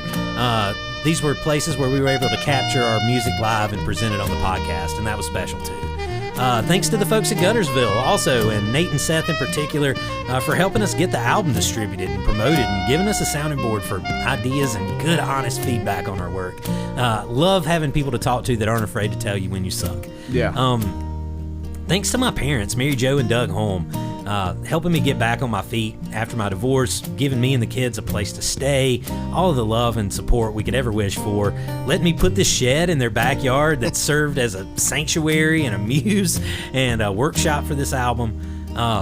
Big thanks to Emmylou and Towns, who never failed to shout out to the Sprouts. Yeah, the little musicians. Yeah, they've never failed to show me joy in life, and that they give me a reason to keep trying to get this porcine dream up off of the ground.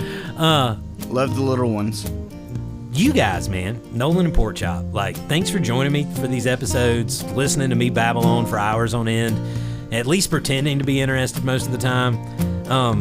To doing the same at countless practices and gigs over the last decade, sticking with me during the toughest times, showing up, showing out, keeping me pointed in the right direction. There's nobody else in the world that I'd rather make music with, and I'm thrilled we finally got to put something out on tape together that we're proud of and excited about. I've been playing music for a very, very long time, and I have yet to put anything out. Right, absolutely. It feels like we've finally, we've reached a new level of the game, And most of all, maybe not most of all, but thanks to all of you folks that have streamed the record, that listened to the podcast, offered your feedback, shared what we do with your friends. Honestly, that really does mean the world to us. I'm incredibly thankful for you. I don't know what I did to deserve it. I'm sure that I don't deserve it, but I appreciate it nonetheless. All right. That's going to do it for Season 1 of Does It Make a Sound? If you're looking for somebody to blame for this monstrosity of a podcast, please note that this show was conceived, written, and produced by me, Dustin Owens. It's all my fault. For Emmylou and Towns, for Porkchop Branch, for Nolin McAlister, I'm Dustin Owens. Timber!